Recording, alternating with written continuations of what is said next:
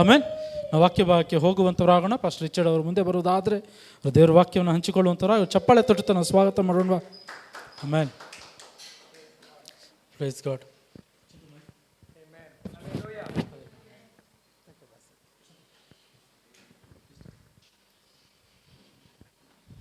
Praise the Lord. Hallelujah. Amen. எவ்வளவு பேர் சந்தோஷமா இருக்கிறீங்க? ಎಷ್ಟು ಜನ ಸಂತೋಷವಾಗಿದ್ದೀರಾ? ஆமென். கர்த்தருடைய சமூகத்தில் இருக்கிற இந்த ஒரு நாள் நல்லது. ஆமென். ದೇವರ ಸನ್ನಿಧಿಯಲ್ಲಿರುವಂತ ಈ ದಿನ ತುಂಬಾ ಒಳ್ಳೆಯದಾಗಿದೆ. அவருடைய பிரசன்னத்தில் இருக்கிற நமக்கு கர்த்தர் நம்முடைய பலனை கொடுக்கிறவராக இருக்கிறார். ಆತನ ಪ್ರಸನ್ನತೆಯಲ್ಲಿ ನಾವು ಇರುವಾಗ ದೇವರು ನಮಗೆ ಬಲವನ್ನು ಕೊಡುವಂತವರಾಗಿದ್ದಾರೆ. ಆತನ ಬಲವನ್ನು ஆவிக்குரிய ரீதியில சொல்ல போனா ಆತ್ಮಿಕ ಭಾಷೆಯಲ್ಲಿ ಹೇಳಬೇಕು ಎನ್ನುವಂತದ್ದಾದ್ರೆ இது வந்து ஒரு it's a place where you recharge yourself. ಈ ಒಂದು ಸ್ಥಳ ನಿಮ್ಮನ್ನ ನೀವು ಮತ್ತೆ ರೀಚಾರ್ಜ್ ಮಾಡಿಕೊಳ್ಳುವಂತ ಒಂದು ಸ್ಥಳ. Gathering of God's people is like a place where you come and recharge yourself. ದೇವಜನರ ಒಟ್ಟುಗೂಡಿ ಬರುವಂತ ಸ್ಥಳ ಅದು ನಮ್ಮನ್ನ ನಾವು ರೀಚಾರ್ಜ್ ಮಾಡಿಕೊಳ್ಳುವಂತ ಸ್ಥಳವಾಗಿದೆ. ஆமென். ಆಮೆನ್. எந்த அளவுக்கு நம்ம ரீசார்ஜ் பண்றோமோ அந்த அளவுக்கு மற்ற நேரத்துல பவர்ஃபுல்லா இருப்போம்.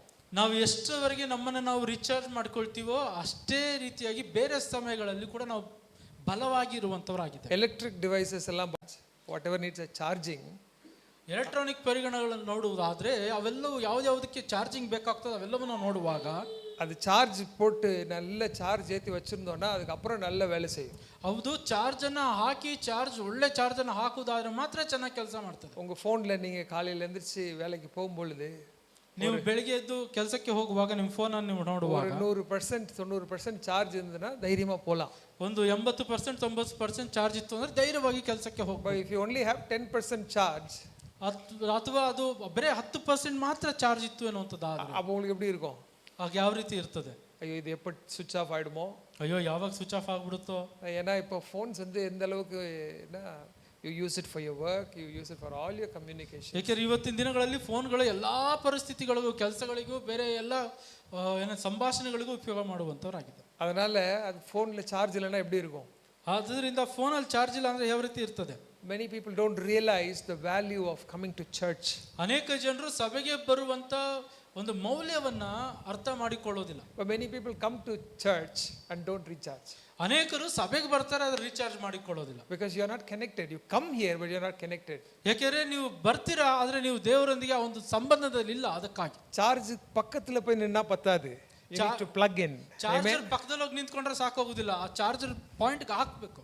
சம்டைம்ஸ் பாத்தீங்கன்னா நம்ம போனை சார்ஜ் பண்ணி கனெக்ட் பண்ணி ஸ்விட்ச் ஆன் பண்ணாம போயிடுவோம். ಅನೇಕ ಬಾರಿ ನಾವು ನೋಡೋದಾದ್ರೆ ಅನೇಕ ಬಾರಿ ನಾವು ಮಾಡಿದ್ದೇವೆ, ಫೋನ್ ನ ಚಾರ್ಜ್ ಹಾಕ್ಬಿಟ್ಟು ಸ್ವಿಚ್ ಹಾಕ್ದಿರ ಹೋಗ್ಬಿಡ್ತೇವೆ. அப்புறம் வந்து கொஞ்சம் 2-3 hours கழிச்சு சார்ஜ் ஆயிருக்குன்னு வந்து பார்த்தா சார்ஜ் ஆயிருக்காது. ಒಂದು 2-3 ಗಂಟೆಗಳ ಆದ್ಮೇಲೆ ಬಂದು ನೋಡುವಾಗ ಚಾರ್ಜ್ ಆಗಿದೆ ಅಂತ ನೋಡುದಾದ್ರೆ ಚಾರ್ಜ್ ಆಗಿರೋದು. அதுக்கப்புறம் நம்ம ரியலைஸ் பண்ணுவோம், ஐயோ ನಾವು ಸ್ವಿಚ್ ಆನ್ பண்ணலையே.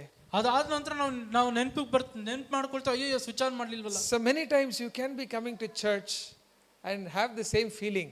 ಅನೇಕ ಬಾರಿ ನೀವು ಸಭೆಗೆ ಬರ್ತಾ ಇರಬಹುದು, ಇದೇ ರೀತಿಯಾದ ಒಂದು ಭಾವನೆ ಇರಬಹುದೇನೋ. Because there is presence of God available. ஆண்டவருடைய பிரசன்னம் இங்க இருக்குது, ஆண்டவருடைய வார்த்தை இங்க இருக்குது. நாம ஆயத்தமா இருக்கிறோமா? ಇಲ್ಲಿ ದೇವರ ಪ್ರಸನ್ನತೆ ಇದೆ, ದೇವರ ವಾಕ್ಯ ಇದೆ, ನಾವು ಸಿದ್ಧರಾಗಿದ್ದೇವೆ. ಆಮೆನ್. ಆಮೆನ್. வசனம் சொல்லுகிறது, அவர் பிரயோஜனமானவைகளை நமக்கு போதித்து நாம் நடக்க வேண்டிய வழியை காட்டுகிற தேவன். ವಾಕ್ಯ ಹೇಳ್ತಾ ಇದೆ, ಆತನು ನಮಗೆ ಪ್ರಯೋಜನವಾಗಿರುವಂತವನ್ನ ಬೋಧನೆ ಮಾಡಿ ನಮಗೆ ತೋರಿಸಬೇಕಾದಂತ ದಾರಿಯನ್ನು, நமக்கு பிரயோஜனம் இல்லாத ஒன்றையும் அவர் நமக்கு போதிக்கிறவர் அல்ல. ಉಪಯೋಗವಾಗದೇ ಇರುವಂತ ಒಂದು ಕೂಡ ಆತನು ನಮಗೆ ತಿಳಿಸಿಕೊಡೋದಿಲ್ಲ. He doesn't give us junk food, so the world calls, no? ಈ ಲೋಕ ಕರೆಯುವಂತ ಜಂಕ್ ಫುಡ್ ಅನ್ನು ದೇವರು ಕೊಡೋದಿಲ್ಲ.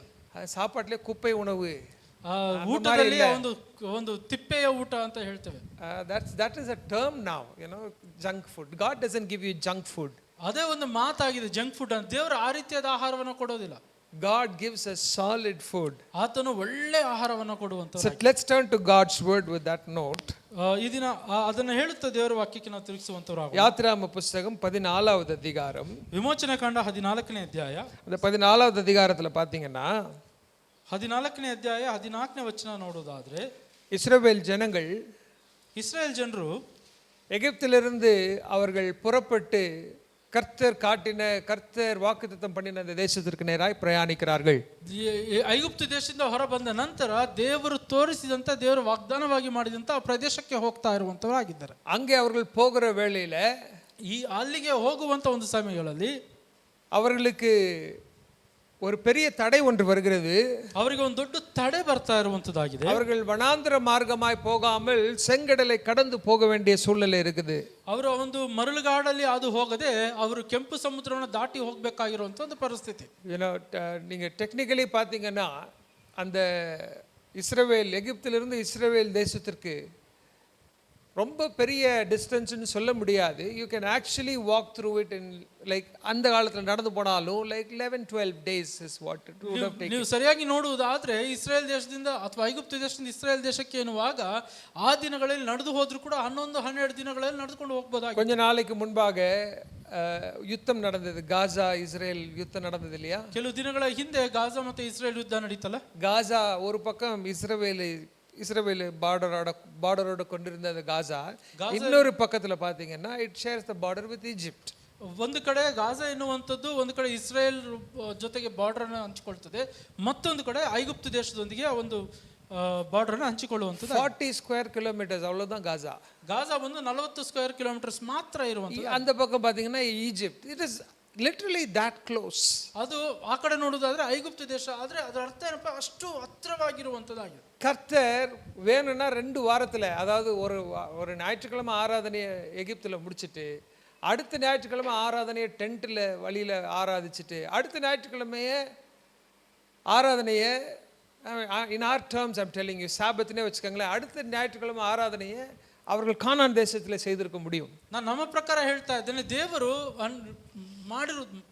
ಅಂದುಕೊಳ್ಳುವುದಾದ್ರೆ 14 ದಿನಗಳಲ್ಲಿ ಅದು ಮುಗಿಸ್ಬೋದಾಯಿತು. ಒಂದು ಭಾನುವಾರ ಐಗುಪ್ತ ದೇಶದಲ್ಲಿ ಆರಾಧನೆ ಮುಗಿಸಿ ಆ ನಂತರ ಭಾನುವಾರ ಮರಳುಗಾಡಿನಲ್ಲಿ ಒಂದು ಗುಡಾರದಲ್ಲಿ ಆರಾಧನೆ ಮುಗಿಸಿ ಮುಂದಿನ ಭಾನುವಾರ ಅವರು ಇಸ್ರೇಲ್ ದೇಶದಲ್ಲಿ ಆರಾಧನೆ ನಡೆಸಬಹುದಾಗಿತ್ತು. But God didn't do that. ಆದರೆ ದೇವರು ಆ ರೀತಿ வேணும்னா கர்த்தர் அவர்களை வனாந்திர வழியாய் தரை வழியாய் நடத்தி இருக்கலாம். ஆனா கர்த்தர் அவர்களை சிவந்த சமுத்திரத்திற்கு நேராக நடத்துகிறார். ದೇವರು ಅವರನ್ನು ಅಡವಿಯ ಮಧ್ಯದಲ್ಲಿ ನಡೆಸಬಹುದಾಗಿತ್ತು, ಅಲ್ಲ, ದೇವರು ಅವರನ್ನು ಕೆಂಪು ಸಮುದ್ರದ ಮಾರ್ಗವಾಗಿ ನಡೆಸಿದಂತ. 14வது அதிகாரத்துல பாருங்க, கர்த்தர் மோசேயை நோக்கி 14ನೇ ಅಧ್ಯಾಯದಲ್ಲಿ ನೋಡ್ರಿ, நீங்கள் திரும்பி மிக்தேலுக்கும் சமுத்திரத்துக்கும் நடுவே பாகால் சேபேனுக்கு முன்பாக இருக்கிற ஈரேயாத் பள்ளத்தாக்கின் முன்னடியிலே பாளையம் இறங்க வேண்டும் என்று இஸ்ரவேல் புத்திரருக்கு சொல்லு, அதற்கு எதிராக சமுத்திர கரையிலே பாளையம் இறங்குவீர்களாக.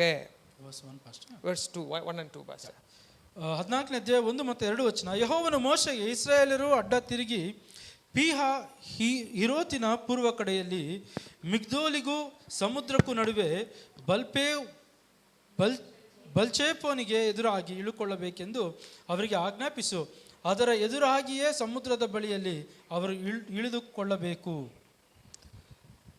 அப்ப கர்த்தர் இவங்களை ஏன் இப்படி நடத்துறாரு அப்படின்னு பாத்தீங்கன்னா, ಆಗ ದೇವರು ಅವರನ್ನ ಯಾಕೆ ಈ ರೀತಿ ನಡೆಸ್ತಾ ಇದ್ದಾರೆ ಅಂತ ನೋಡೋದಾದ್ರೆ, ஆண்டவர் இது நிமித்தமாய் செய்யக்கூடிய ஒரு முக்கியமான இடம், ஒரு காரியம் ஒன்று உண்டு.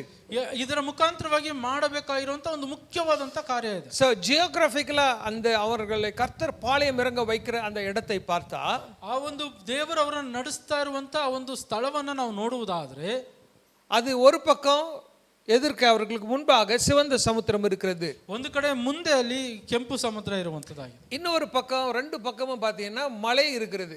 ಇನ್ನ 2 ಕಡೆ ನೋಡುವುದಾದ್ರೆ ಅಲ್ಲಿ ಬೆಟ್ಟಗಳಿರುವಂತವಾಗಿದೆ. பின்னாடி திரும்பி பார்த்தா பார்வோனின் சேனை வந்து கொண்டிருக்கிறது. ಹಿಂದೆ ತಿರುಗಿ ನೋಡುವುದಾದ್ರೆ ಫರೋಹನ ಸೈನ್ಯ ಬರ್ತಾ ಇದೆ. ஏன்னா அடுத்த சில வசனங்களை நீங்க வாசிச்சு பார்த்தீங்கன்னா வசனம் சொல்லுகிறது, பார்வோன் இவங்க இந்த டைரக்ஷனா போறாங்கன்னு கேள்விப்பட்ட உடனேயே இவர்கள் வனாந்தரத்தில் வழி தெரியாமல் அலைகிறாங்க, this is the time to go and capture them அப்படின்னு சொல்லிட்டு பார்வோனும் எகிப்தின் சேனைகளும் வந்து இவர்களை பின்தொடர்கிறார்கள். ನಾವು ದೇವರ ವಾಕ್ಯದಲ್ಲಿ ನೋಡುವುದಾದ್ರೆ ಫರೋಹನು ಇವರು ಆ ಒಂದು ಅಡವಿಯಲ್ಲಿ ನಡೀತಾ ಇದ್ದಾರೆ ಅಂತ ಗೊತ್ತಾಗುವಾಗ ಅವನು ಅಂದುಕೊಳ್ತಾನೆ, ಅವ್ರಿಗೆ ದಾರಿ ತಿಳಿಯದೆ ಅವ್ರು ಸುತ್ತಾ ಇದ್ದಾರೆ, ಅವ್ರನ್ನ ಈಗ ನಾವು ಅಟ್ಯಾಕ್ ಮಾಡ್ಬೋದು ಅಂತ ಹೇಳಿ ಅವನ ಸೈನ್ಯ ಅವರನ್ನ ಹಿಂದೆ ಬೀಳುವಂತವರಾಗಿದ್ದಾರೆ. அப்போ பார்வோன் பார்த்தீங்கன்னா 5வது 6வது வசனத்துல பார்த்தீங்கன்னா பார்வோன் ரதங்களை பூட்டி தயாராகி வருகிறான். 5, 6ನೇ ವಚನದಲ್ಲಿ ನೋಡುವುದಾದ್ರೆ ಫರೋಹನು ಅವನು ಎಲ್ಲ ರಥಗಳನ್ನು ಸಿದ್ಧ ಮಾಡಿಕೊಂಡು ಸೈನ್ಯವನ್ನು ಕರ್ಕೊಂಡು ಬರ್ತಾ ಇದ್ದಾನೆ. இப்போ இவர்களுடைய லிட்ரல் சிச்சுவேஷன் பார்த்தீங்கன்னா they are stuck from all 4 directions. ಈಗ ಅವರ ನಿಜವಾದ ಒಂದು ಪರಿಸ್ಥಿತಿ ನೋಡುವುದಾದ್ರೆ 4 ದಿಕ್ಕುಗಳಿಂದಲೂ ಕೂಡ ಅವರು ಸಿಕ್ಕ ಹಾಕೊಂಡಿದ್ದಾರೆ. You don't know where to go. ಎಲ್ಲಿಗೆ ಹೋಗಬೇಕೋ ಗೊತ್ತಿಲ್ಲ, என்ன பண்றதுன்னு தெரியல, ಏನ್ ಮಾಡಬೇಕೋ ಗೊತ್ತಿಲ್ಲ, எந்த பக்கமும் வாசல் திறக்கவில்லை, ಯಾವ ಕಡೆನೂ ಬಾಗಿಲು ತೆರಲಿಲ್ಲ, எந்த பக்கமும் திறந்த வாசலை எனக்கு முன்பாக வைக்கிறேன் வசனம் சொல்லுது, ஆனா எனக்கு திறந்த வாசல் கண்ணு முன்னாடி தெரியல. ಅಲ್ಲಿ ಬಾಗಿಲು ತೆರಿತಾ ಇದ್ದೇನೆ ಅಂತ ವಾಕ್ಯ ಹೇಳ್ತಾ ಇದೆ, ಆದ್ರೆ ಎಲ್ಲಿ ನೋಡ್ತಾ ಇರೋ ಕಣ್ಣು ಕಾಣಿಸ್ತಾ ಇಲ್ಲ. எங்க பார்த்தாலும் பிரச்சனை, ಎಲ್ಲಿ ನೋಡಿದ್ರು ಸಮಸ್ಯೆ, லெஃப்ட்ல மலை ரைட்ல மலை, முன்னாடி தண்ணி பின்னாடி பார்வோன். ಬಲಗಡೆಯಲ್ಲಿ ಎಡಗಡೆಯಲ್ಲಿ ಬೆಟ್ಟ ಇದೆ, ಬಲಗಡೆಯಲ್ಲಿ ಬೆಟ್ಟ ಇದೆ, ಮುಂದೆ ನೀರಿದೆ, ಹಿಂದೆ ಫರೋನ ಸೈನ್ಯ. என்ன செய்ய வேண்டும்? ಏನ್ ಮಾಡಬೇಕು? இப்படி ஒரு டெட் எண்ட் கார்னருக்கு உங்க லைஃப்ல வந்திருக்கீங்களா? ಈ ರೀತಿಯಾಗಿ ಯಾವುದೇ ರೀತಿಯ ತಿರುವು ಇಲ್ಲದೆ ಇರುವಂತ ಒಂದು ಪರಿಸ್ಥಿತಿ ನಿಮ್ಮ ಜೀವನದಲ್ಲಿ ಬಂದಿದೆ. Are you left with no options visible in your sight? ನಿಮ್ಮ ಕಣ್ಣಿಗೆ ಯಾವುದೇ ರೀತಿಯಾದ ಆಪ್ಷನ್ಗಳು ಕಾಣಿಸದೇ ಇರುವಂತ ಪರಿಸ್ಥಿತಿಯಲ್ಲಿ ನೀವು ಇದ್ದೀರಾ? நீங்கள் நானும் ஒருவேளை இந்த சூழ்நிலையில் இருப்போமே ஆனால், ನಾನು ನೀವು ಈ ರೀತಿಯಾದ ಪರಿಸ್ಥಿತಿಯಲ್ಲಿ ನಾವಿರುವುದೇ ಆದ್ರೆ கர்த்தர் இந்த வசனங்களை கொண்டு நம்மை தேற்றுவாராக, நம்மை உற்சாகப்படுத்துவாராக. ದೇವರ ಈ ವಾಕ್ಯದ ಮುಖಾಂತರವಾಗಿ ನಮಗೆ ತಿಳಿಸಿ ನಮ್ಮನ್ನು ಬಲಪಡಿಸುವಂತರು. ஹல்லேலூயா. ಆಮೆನ್. என்ன நடக்குது பாருங்க. ಇಲ್ಲೇನು ಆಗ್ತಾ ಇದೆ ನೋಡಿ. 6வது வசனத்திலிருந்து வாசிங்களே. 6ನೇ ವಚನದಿಂದ ಓದ್ರಿ ಯಾರಾದ್ರೂ.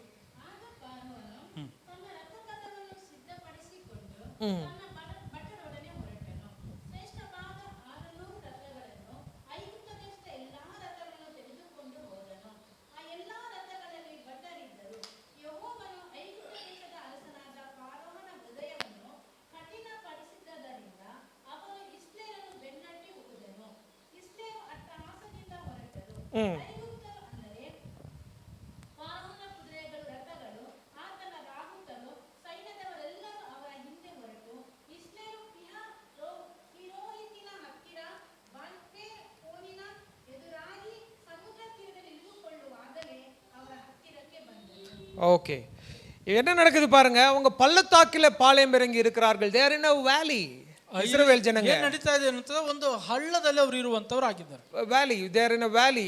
ரெண்டு பக்கமும் மலை, முன்னாடி தண்ணீர். நான் சொன்னது போல பின்னாடி பாத்தீங்கன்னா பார்வோன் நின்று கொண்டு ಅವರು இருக்கிறார். ಇರುವಂತ ಒಂದು ಹಳ್ಳದಲ್ಲಿ ಎರಡು ಕಡೆ ಬೆಟ್ಟ ಇದಾವೆ, ಮುಂದೆ ನೀರಿದೆ. ನಾಗ್ಲೇ ಹೇಳಿದ ಪ್ರಕಾರವಾಗಿ ಹಿಂದೆ ಕೂಡ ಫರೋವನ ಸೈನ್ಯ. 10வது வசனம், பார்வோன் சமீபித்து வருகிற போது இஸ்ரவேல் புத்திரர் தங்கள் கண்களை ஏறெடுத்து பார்த்து எகிப்தியர் தங்களுக்கு பின்னே வருகிறதை கண்டு மிகவும் பயந்தார்கள். 10ನೇ ವಚನ, ಫರೋವನು ಸಮೀಪಿಸುತ್ತಿರುವಾಗ ಇಸ್ರಾಯೇಲರು ಕಣ್ಣೆತ್ತಿ ತಮ್ಮ ಹಿಂದೆ ಹೊರಟು ಬಂದಿದ್ದ ಐಗುಪ್ತರನ್ನು ಕಂಡು ಬಹಳ ಭಯಪಟ್ಟವರಾಗಿ ಯೆಹೋವನಿಗೆ ಮೊರೆಯಿಟ್ಟರು. அப்பொழுது இஸ்ரவேல் புத்திரர் கர்த்தரை நோக்கி கூப்பிட்டார்கள். ಆಗ ಯೆಹೋವನಿಗೆ ಮೊರೆಯಿಟ್ಟರು ಅಂತ ವಾಕ್ಯ. அப்பொழுது அவர்கள் கர்த்தரை நோக்கி கூப்பிட்டார்கள். ಆಗ ಅವರು ದೇವರನ್ನು ನೋಡಿ ಕೂಗಿದಂತವರಾದರು. ஹல்லேலூயா. ಹಲ್ಲೆಲೂಯಾ. இஸ்ரவேல் ஜனங்க எல்லா பக்கமும் நெருக்கப்பட்டு நிற்கிற வேளையில ಇಸ್ರಾಯೇಲ್ ಜನರು ಎಲ್ಲಾ ಕಡೆ ಸಿಕ್ಕಾಕೊಂಡಿರುವಂತ ಒಂದು ಪರಿಸ್ಥಿತಿಯಲ್ಲಿ அவர்கள் அறிந்து கொண்ட ஒரே ஒரு விஷயம் என்னன்னா, இன்னைக்கு எனக்கு வேற வழியே இல்லை.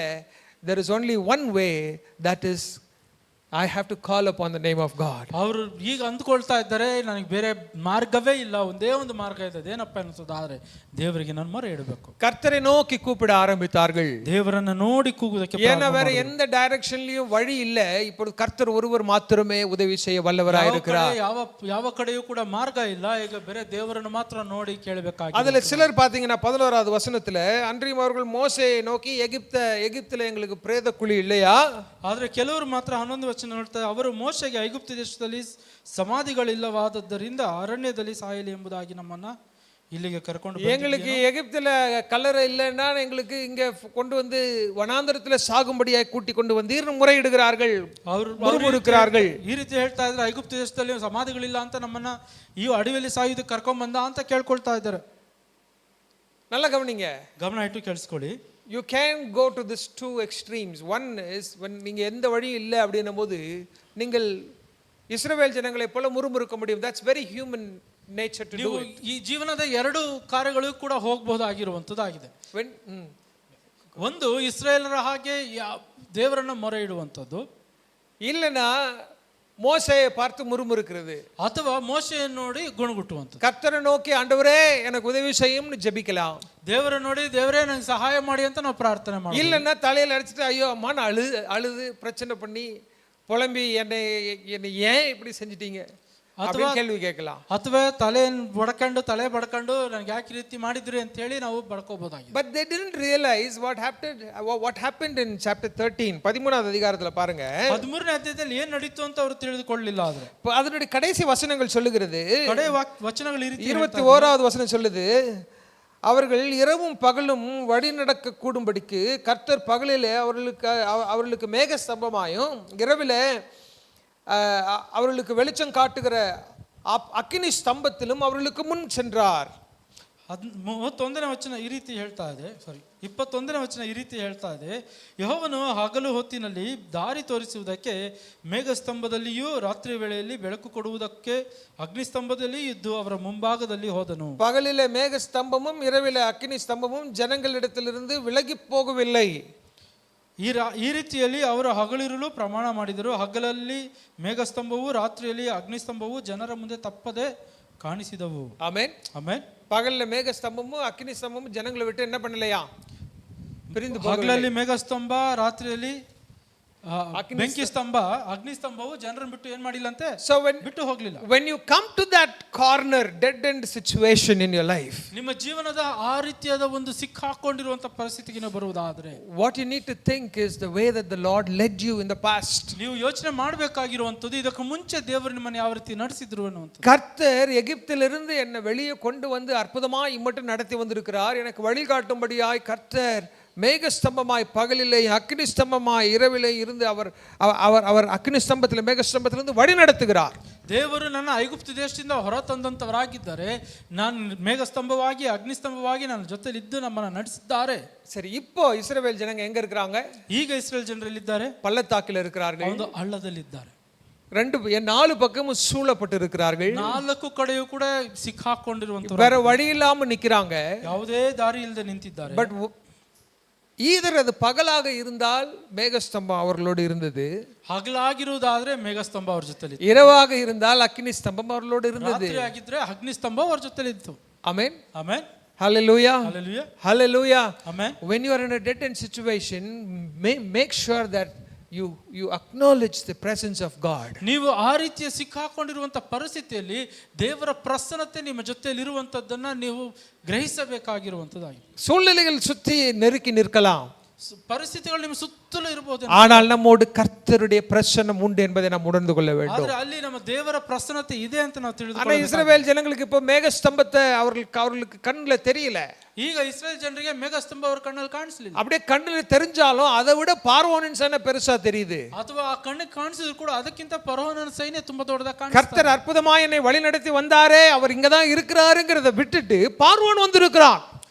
ದೇವರು ನಮ್ಮನ್ನು ಅದ್ಭುತವಾಗಿ ಅಲ್ಲಿಂದ ನಡೆಸಿದ್ದಾರೆ ಎನ್ನುವಂಥದ್ದನ್ನು ಬಿಟ್ಟು ಮರೆತು ಹೋಗಿ ಫರೋಹನನ್ನು ನೋಡ್ತಾ ಇರುವಂತವರು. ஹல்லேலூயா, ஹல்லேலூயா, ஹல்லேலூயா. ஹல்லேலூயா. தேவ ஜனமே, கர்த்தருடைய பிரசன்னத்தை நீங்கள் நான் உணர்ந்து கொள்ள வேண்டும். ದೇವ ಜನರೇ, ದೇವರ ಪ್ರಸನ್ನತೆಯನ್ನು ನಾನು ನೀವು ಗ್ರಹಿಸಬೇಕಾಗಿರುವಂತದ್ದು. You are sometimes you're not able to recognize that presence of God in ದೇವರ your life. ಪ್ರಸನ್ನತೆಯನ್ನು ಅನೇಕ ಬಾರಿ ನಾವು ಗ್ರಹಿಸದೇ ಇರುವಂತವರಾಗಿ, அதுல பெரிய காரணம் என்ன அப்படின்னு பாத்தீங்கன்னா, ದೊಡ್ಡ ಕಾರಣ ಏನಪ್ಪಾ ಅನ್ನೋದು, கர்த்தருடைய பிரசன்னத்தை விட மற்ற காரியங்களை, கவலைகளை, போராட்டங்களை, பிரச்சனைகளை பெருசாக பார்க்கிறது. ದೇವರ ಪ್ರಸನ್ನತೆಗಿಂತ ಕೂಡ ನಮಗಿರುವಂತ ಸಮಸ್ಯೆಗಳು, ಪರೀಕ್ಷೆಗಳನ್ನ ನಾವು ದೊಡ್ಡದಾಗಿ ನೋಡ್ತಾ ಇರುವಂತ. பார்வோன் வந்தா என்ன வரட்டுமே, ಫರೋನ್ ಬಂದ್ರೆ ಏನಂತ ಬರಲಿ, எகிப்தின் சேனைகள் 600 சிறந்த ரதங்களை கொண்டு வருகிறான் வரட்டுமே, ಐಗುಪ್ತ ಸೇನೆಯು ರಥಗಳು 600 ರಥಗಳನ್ನು ತಗೊಂಡ್ ಬರ್ತಾ ಇದ್ದಾನೆ ಬರಲಿ, குதிரை வீரர்களும் காலாட்படைகளும் வருகிறது வரட்டுமே, ಕುದುರೆ ವೀರರು ಮತ್ತೆ ಕಾಲ ನಡೆಯುವಂತ ಸೈನಿಕರು ಬರ್ತಾ ಇದ್ದಾರೆ. அதனால என்ன இப்போ, ಅದರಿಂದ ಏನಾಗ್ತದೆ, கர்த்தரனோடு இருக்கிறார். ದೇವರು ನನ್ನ ಜೊತೆಲಿ மேக ஸ்தம்பமாய் பகலிலே இருக்கிறார், ಮೇಘ ಸ್ತಂಭವಾಗಿ ಹಗಲಿನಲ್ಲಿದ್ದಾರೆ, அக்கினி ஸ்தம்பமாய் இரவிலே என்னை வழி நடத்தி கொண்டிருக்கிறார். ಸ್ತಂಭವಾಗಿ ರಾತ್ರಿಯಲ್ಲಿ ನನಗೆ ದಾರಿಯನ್ನು ನಡೆಸ್ತಾರೆ. ஆகவே நான் கலங்க வேண்டியதில்லை,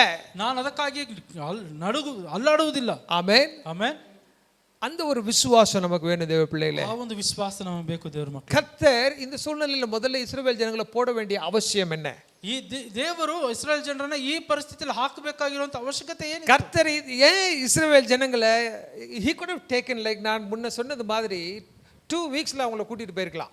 ನಾನು ಆಗ್ಲೇ ಹೇಳಿದ ಪ್ರಕಾರ ದೇವರು ಇಸ್ರಾಯೇಲ್ ಜನರನ್ನ 2 ವಾರದಲ್ಲಿ ಕರೆದುಕೊಂಡು ಹೋಗಬಹುದಾಗಿತ್ತು. But why this toughness in life? ಆದ್ರೆ ಯಾಕೆ ಈ ಒಂದು ಕಠಿಣವಾದಂತ காரணம் உண்டு, ಅದಕ್ಕೊಂದು ಕಾರಣ ಇದೆ. காரணம் உண்டு. ಕಾರಣ ಇದೆ. கர்த்தர் பார்வோனின் இருதயத்தை கடினப்படுத்தினார் என்று வசனம் சொல்லுகிறது. ವಾಕ್ಯ ಹೇಳ್ತಾ ಇದೆ, ದೇವರು ಫರೋನ ಹೃದಯವನ್ನ ಕಠಿಣ ಮಾಡಿದ್ರು ಅಂತ ಹೇಳಿ. கர்த்தர் அந்த பார்வோனுடைய இருதயத்தை கடினப்படுத்தினபடினாலே ದೇವರು ಫರೋನ ಹೃದಯವನ್ನ ಕಠಿಣ ಮಾಡಿ வெறும் இஸ்ரவேல் ஜனங்கள் அங்கிருந்து வெளியே வருகிறதல்ல, கர்த்தர் பார்வோனையும் அவருடைய சேனையும் மூழ்கடிக்க வேண்டும்ங்கிறது அவருடைய திட்டம்.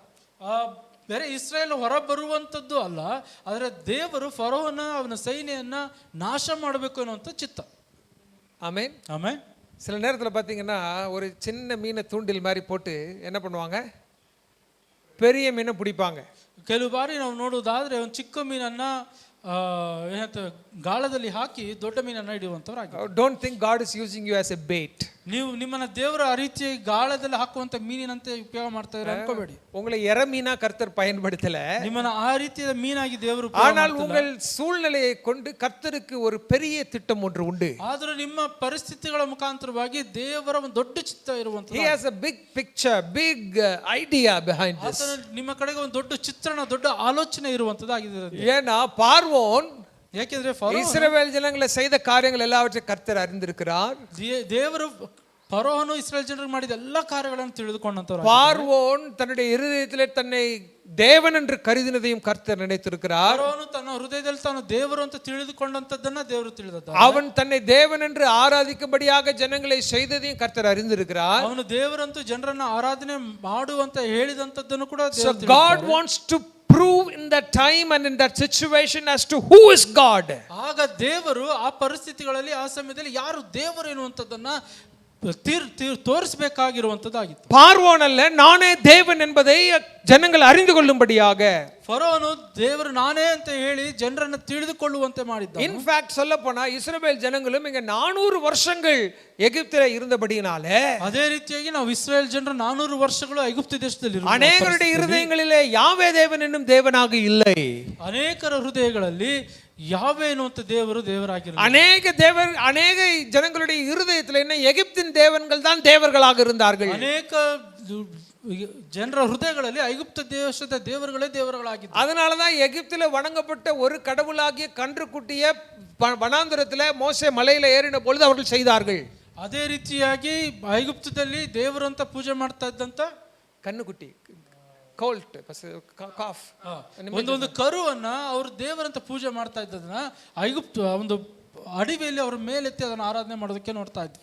அவர்கள் கண்ணுக்குட்டியை தெய்வமாக அவர்கள் கருதி வழிபட்டார்கள். ಅವರು ಆ ಒಂದು ವಿಗ್ರಹವನ್ನ ಮಾಡಿ ಅದನ್ನು ಪೂಜೆ ಮಾಡ್ತಾ ಇದ್ದಂತ. அதனாலதான் ಅದರಿಂದ நகை எல்லாத்தையும் எடுத்து ಅವರ ಹತ್ರ ಇದ್ದಂತ ಎಲ್ಲ ಒಡವೆಗಳನ್ನು ஆரோனை சொல்லி உருக்க சொன்னா, ಆರೋಗನ್ನ ಹೇಳ್ದ, அவன் உருக்கி என்ன செய்தான்? ಅವನ ಕರಗಿಸಿ ಏನ್ ಮಾಡ್ದ? சொல்லுங்க, என்ன செய்தான்? ಏನ್ ಮಾಡ್ದ ಕರಗಿಸಿ? ಬಾಲ್, கோல்டன் காஃப், ಆ ಒಂದು ಚಿನ್ನದ ಒಂದು பொற்கன்று குட்டியை செய்தான். ಮಾಡ್ದ. ஏன் பொற்கன்று குட்டியை செய்தார்கள்? ಯಾಕೆ ಆ ರೀತಿ ಮಾಡಿದ್ರು? It was already in their hearts. ಇದು ಈಗಾಗಲೇ ಅವರ ಹೃದಯದಲ್ಲಿ, அவருடைய இருதயத்திலே ஏதோ ஒரு வகையில அந்த கண்ணுக்குட்டி கடவுளா இருந்தது. ಅವರ ಹೃದಯದಲ್ಲಿ ಯಾವುದೋ ರೀತಿಯಾಗಿ ಆ ಒಂದು ಕರು ಅವರ ದೇವರಾಗಿದ್ದಂತದ್ದು. இன்னும் அநேக ஜனங்களுடைய இருதயத்திலே, இஸ்ரவேல் ஜனங்களுடைய இருதயத்திலே பார்வோன் வெறும் ராஜாவாக அல்ல, அவன் கடவுளாக இருக்கிறான். ஏன்னா பார்வோன் அப்படிதான் பார்த்தாங்க அவங்க. ಇನ್ನು ಅನೇಕ ಇಸ್ರೇಲ್ ಜನರ ಹೃದಯಗಳಲ್ಲಿ ಫರೋನು ಅರಸನಾಗಿ ಅಲ್ಲ ದೇವರಾಗಿದ್ದಂತವನು. God wants to tell them, now you are my people and I am your God and I alone are your God. நான் மட்டும் தான் உங்க தேவன். ಈಗ ದೇವರು ಅವರಿಗೆ ಹೇಳೋದಕ್ಕೆ ಇಷ್ಟಪಡ್ತಾರೆ, ನಾನು ನಿಮ್ಮ ದೇವರು, ನೀವು ನನ್ನ ಜನರು, ನಾನೇ ನಿಮ್ಮ ದೇವರು ಅಂತ ತೋರ್ಪಡಿಸುವಂತ. நான் மாத்திரமே உங்கள் தேவனாய் இருக்கிறேன். ಮಾತ್ರವೇ ನಿಮ್ಮ ದೇವರಾಗಿದ್ದೇನೆ. Do you have demigods in your life? ನಿಮ್ಮ ಜೀವನದಲ್ಲಿ ಬೇರೆ ಯಾವ್ದಾದ್ರು ದೇವರುಗಳಿದ್ದಾರಾ? demigods ಚಿನ್ನ ಚಿನ್ನ ಕಡவுள். ಯಾವ್ದಾ ಡೆಮಿಗಾಡ್ಸ್ ಅಂತ ಹೇಳಿದ್ರೆ ಚಿಕ್ಕ ಚಿಕ್ಕ ದೇವರುಗಳು. ದೊಡ್ಡ ದೇವರು ಅವರು ಇದ್ದಾರೆ, ಆದರೆ ಚಿಕ್ಕ ದೇವರು ಕೆಲವ ನನ್ನ what ever I trust in, ನಾನು ಯಾವುದನ್ನ ನಂಬುತ್ತೀನೋ, சில காரியங்களை நான் அதிகமாய் சார்ந்திருக்கிறேன், ಕೆಲವು ಕಾರ್ಯಗಳನ್ನು ಅಧಿಕವಾಗಿ ಅವಲಂಬಿತನಾಗಿದ್ದೇನೆ, சில மனிதனை நான் அதிகமாய் சார்ந்திருக்கிறேன், ಕೆಲವು ಜನರನ್ನು ಅಧಿಕವಾಗಿ ನಾನು ಅವಲಂಬಿತನಾಗಿದ್ದೇನೆ, சில சூழ்நிலையை, சில என்னுடைய work, I trust my career, I trust my work so much. ನನ್ನ ಕೆಲಸವನ್ನ ತುಂಬಾ ನಾನು ನಂಬ್ತೇನೆ, ಅದ್ರ ಮೇಲೆ ತುಂಬಾ ನಂಬಿಕೆ ಇಟ್ಟಿದ್ದೇನೆ. நம்புறதெல்லாம் பெரிய பிரச்சனை ஒன்றும் கிடையாது. But when it becomes your God, God has a problem with that. ನಂಬುವಂತದ್ದು ದೊಡ್ಡ ಪ್ರಶ್ನೆ ಅಲ್ಲ, ಆದ್ರೆ ಅದೇ ನಿಮ್ಮ ದೇವರಾದ್ರೆ ದೇವರಿಗೆ ಸಮಸ್ಯೆ. சில நேரத்தில் டெட் எண்டுக்கு கர்த்தர் கூட்டிட்டு போறதுக்கு காரணம் என்ன தெரியுமா? He wants to destroy what is an image of God in your mind and your hearts. ದೇವರು ಆ ರೀತಿ ತಿರುವುಗಳು ಇಲ್ಲದೆ ಇರುವಂತ ಡೆಡ್ ಎಂಡ್ ಕರ್ಕೊಂಡು ಹೋಗುವಂತದಕ್ಕೆ ಯಾವುದಕ್ಕೆ ಅನ್ನುವಂಥದ್ದಾದ್ರೆ ನಿಮ್ಮ ಮನಸ್ಸಿನಲ್ಲಿ ಯಾವ ಕಾರ್ಯಗಳು ದೇವರಂತಿದವೋ ಅವುಗಳನ್ನು ನಿಮ್ಮಿಂದ ನಾಶ ಮಾಡೋದು. Right in front of your eyes he will burn it, he will drown it. ನಿಮ್ಮ ಕಣ್ಣುಗಳ ಮುಂದೆ ಅವುಗಳನ್ನು ಸುಟ್ಟು ಹಾಕಿ ಅವುಗಳನ್ನು ಮುಳುಗಿಸುವಂತವರಾಗಿದ್ದಾರೆ. He will only show that he is God and he alone is God in our lives. Amen. Amen. ಆತನೊಬ್ಬನೇ ದೇವರು ಅಂತ ನಿಮಗೆ ತೋರಿಸುವಂತವರಾಗಿ ಆತನ ಮಾತ್ರವೇ ದೇವರು ಅಂತ ತೋರ್ಪಡಿಸಿ. எத்தனை பேருக்கு நான் என்ன சொல்றேன்னு புரியுது? ಎಷ್ಟು ಜನಕ್ಕೆ ಅರ್ಥ ಆಗ್ತಾ ಇದೆ ನಾನು ಹೇಳ್ತಾ? ಆಮೆನ್. ಆಮೆನ್. ஹalleluya. ஹalleluya. என்ன நடக்குதுன்னு பாருங்க சம்பவம். ಇಲ್ಲಿ ಏನು ನಡೀತಾ ಇದೆ ನೋಡಿ. வாசிங்களே 14வது வசனத்தை 14வது வசனம் வாசிங்க. 14ನೇ ವಚನ ಓದ್ರಿ.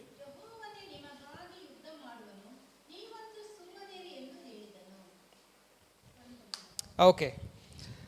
கர்த்தர் இஸ்ரவேல் ஜனங்களை பார்த்து சொல்றாரு, நான் உங்களுக்காக யுத்தம் பண்ணுவேன், நீங்க கவலைப்படாதீங்க. ದೇವರು ಇಸ್ರಾಯೇಲ್ ನೋಡಿ ಹೇಳ್ತಾರೆ, ನಾನು ನಿಮಗಾಗಿ ಯುದ್ಧ ಮಾಡ್ತೇನೆ, ನೀವು அடுத்தது 17வது வசனத்துல வாசிங்க ಸಿಸ್ಟರ್. 17 ವಚನ ನೋಡ್ರಿ.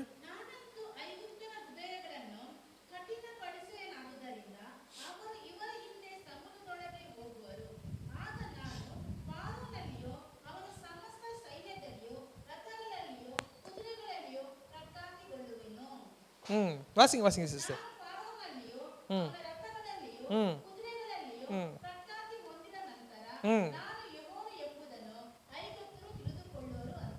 வாசிங்க கண்டினியூ பண்ணுங்க.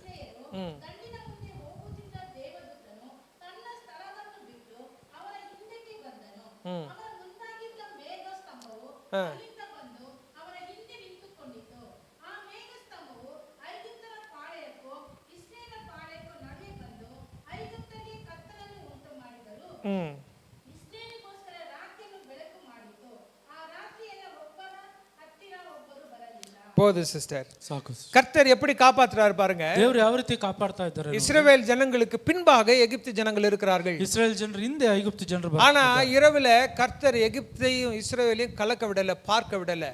ಆದ್ರೆ ಕತ್ತಲಿನಲ್ಲಿ ದೇವರು ಐಗುಪ್ತ ದೇಶದವರು ಇಸ್ರೇಲ್ ನೋಡೋದಕ್ಕೆ ಬಿಡಲಿಲ್ಲ. கர்த்தருடைய பிரசன்னம் இஸ்ரவேலுக்கும் எகிப்திற்கும் நடுவில் இருக்கிற அந்த மேக ஸ்தம்பத்துல கர்த்தருடைய பிரசன்னம் சுமந்து நிற்கிற அந்த தேவ பிரசன்னம் அங்க இருக்கிறது. ಅಲ್ಲಿ ಇಸ್ರೇಲ್ ಮತ್ತೆ ಐಗುಪ್ತರ ನಡುವೆ ದೇವರ ಪ್ರಸನ್ನತೆ ಅಲ್ಲಿರುವಂತದ್ದಾಗಿದೆ. ஆனா எப்படி இருக்குது அப்படின்னு பாத்தீங்கன்னா, ಆದ್ರೆ ಯಾವ ರೀತಿ ಇದೆ ಅಂತ இஸ்ரவேல் ஜனங்கள் பக்கமாக இருக்கிற அந்த ஸ்தம்பம் அக்னி ஸ்தம்பமாக இருக்கிறது. ಇಸ್ರೇಲ್ ಕಡೆಗೆ ಇರುವಂತ ಒಂದು ಸ್ತಂಭವು ಅಗ್ನಿ ಸ್ತಂಭವಾಗಿದೆ. அதே பார்வோனின் பக்கமாக இருக்கிற ஸ்தம்பம் மேக ஸ்தம்பமா இருக்கு. ಅದೇ ಪಾರೋಹನ ಕಡೆಗೆ ಇರುವಂತ ಸ್ತಂಭವು ಮೇಘ ಸ್ತಂಭವಾಗಿದೆ. So there is darkness in the other side. ಒಂದು ಕಡೆ ಅಲ್ಲಿ ಕತ್ತಲಿರುವಂತದ್ದಾಗಿದೆ. But there is light in God's children's side. ಆದ್ರೆ ದೇವರ ಮಕ್ಕಳ ಕಡೆಗೆ ಅಲ್ಲಿ ಬೆಳಕಿರುವಂತದ್ದಾಗಿದೆ. Amen. ಆಮೆನ್. Hallelujah. Hallelujah. நீங்க என்னைக்காவது யோசிச்சு பாத்திருக்கீங்களா, நான் டெட் எண்ட் சிச்சுவேஷனுக்கு வந்துட்டேன், ಯಾವ ತರ ಯೋಚನೆ ಮಾಡಿದ್ದೀರಾ, ನಾನು ಈ ರೀತಿಯ ಡೆಡ್ ಎಂಡ್ ಸಿಚುವೇಶನ್ ಬಂದಿದ್ದೇನೆ, எங்கேயும் ஓட முடியல, ನಾನು ಎಲ್ಲೂ ಓಡೋದಕ್ಕೆ ಆಗ್ತಿಲ್ಲ, ஆனால் எதிரி என்னை இன்னும் தாக்கவும் இல்லை, ಆದ್ರೆ ನನ್ನನ್ನ ವೈರಿ ಮುಟ್ಟಲೂ ಇಲ್ಲ, நான் அங்கதான் இருக்கிறேன், ನಾನು ಅಲ್ಲೇ ಇದ್ದೇನೆ, எதிரி கை நீட்டும் தூரத்துல தான் இருக்கிறேன், ಎದುರಿ ಕೈ ಸಿಕ್ಕುವಷ್ಟು ದೂರನೇ ಇದ್ದೇನೆ, ஆனா என்ன கர்த்தர் தொட விடல, ಅವನು ನನ್ನ ದೇವರು ಮುಟ್ಟುವುದಕ್ಕೆ எனக்கு வேலை இல்ல, ನನಗೆ ಕೆಲಸ ಇಲ್ಲ, ஆனா சாப்பாட்டுக்கு குறையும் இல்ல, ಆದ್ರೆ ಊಟಕ್ಕೂ ಯಾವುದೇ ರೀತಿಯಾದ ಕೊರತೆ ಇಲ್ಲ, எனக்கு வியாதி இருக்கு, ನಾನು ರೋಗ ಇದೆ, டாக்டர் சீக்கிரம் போயிருவேன்னு சொல்லிட்டாங்க, ಡಾಕ್ಟರ್ ನೀನು ಬೇಗ ಹೋಗ್ಬಿಡ್ತೀಯ ಅಂತ ಹೇಳಿದ್ದಾರೆ, ஆனா நான் இன்னும் ஜீவனோட இருக்கிறேன், ಆದ್ರೆ ನಾನು ಇನ್ನ ಜೀವಿತವಾಗಿದ್ದೇನೆ. Amen. Amen. That is a sign that God is with you. ಅದೇ ದೇವರು ನಿಮ್ಮ ಜೊತೆಯಲ್ಲಿ ಇದ್ದಾರೆ. Hallelujah. Hallelujah. இதை குறித்து தான் பவுல் சொல்லுகிறார். ಅದನ್ನ ನೋಡುತ್ತಲೇ ಪೌಲ ಹೇಳ್ತಾ ಇದ್ದಾರೆ. 2 ಕೊರಿಂಥಿಯர் 4வது அதிகாரம் 2 ಕೊರಿಂಥ 4ನೇ 8வது வசனத்திலே 8ನೇ ವಚನ 8வது வசனத்திலே அதிகாரம் முழுவதுமாக சொல்லுகிறார். 8ನೇ ಅಧ್ಯಾಯದಿಂದ 2 Corinthians chapter 4 verse 8 onwards. ಆ ಒಂದು 2 ಕೊರಿಂಥ 4ನೇ ಅಧ್ಯಾಯ 8ನೇ ವಚನದಿಂದ, நாங்கள் எப்பக்கம் நெருக்கப்பட்டும் நாங்கள் சோர்ந்து போவதில்லை, மடிந்து போவதில்லை.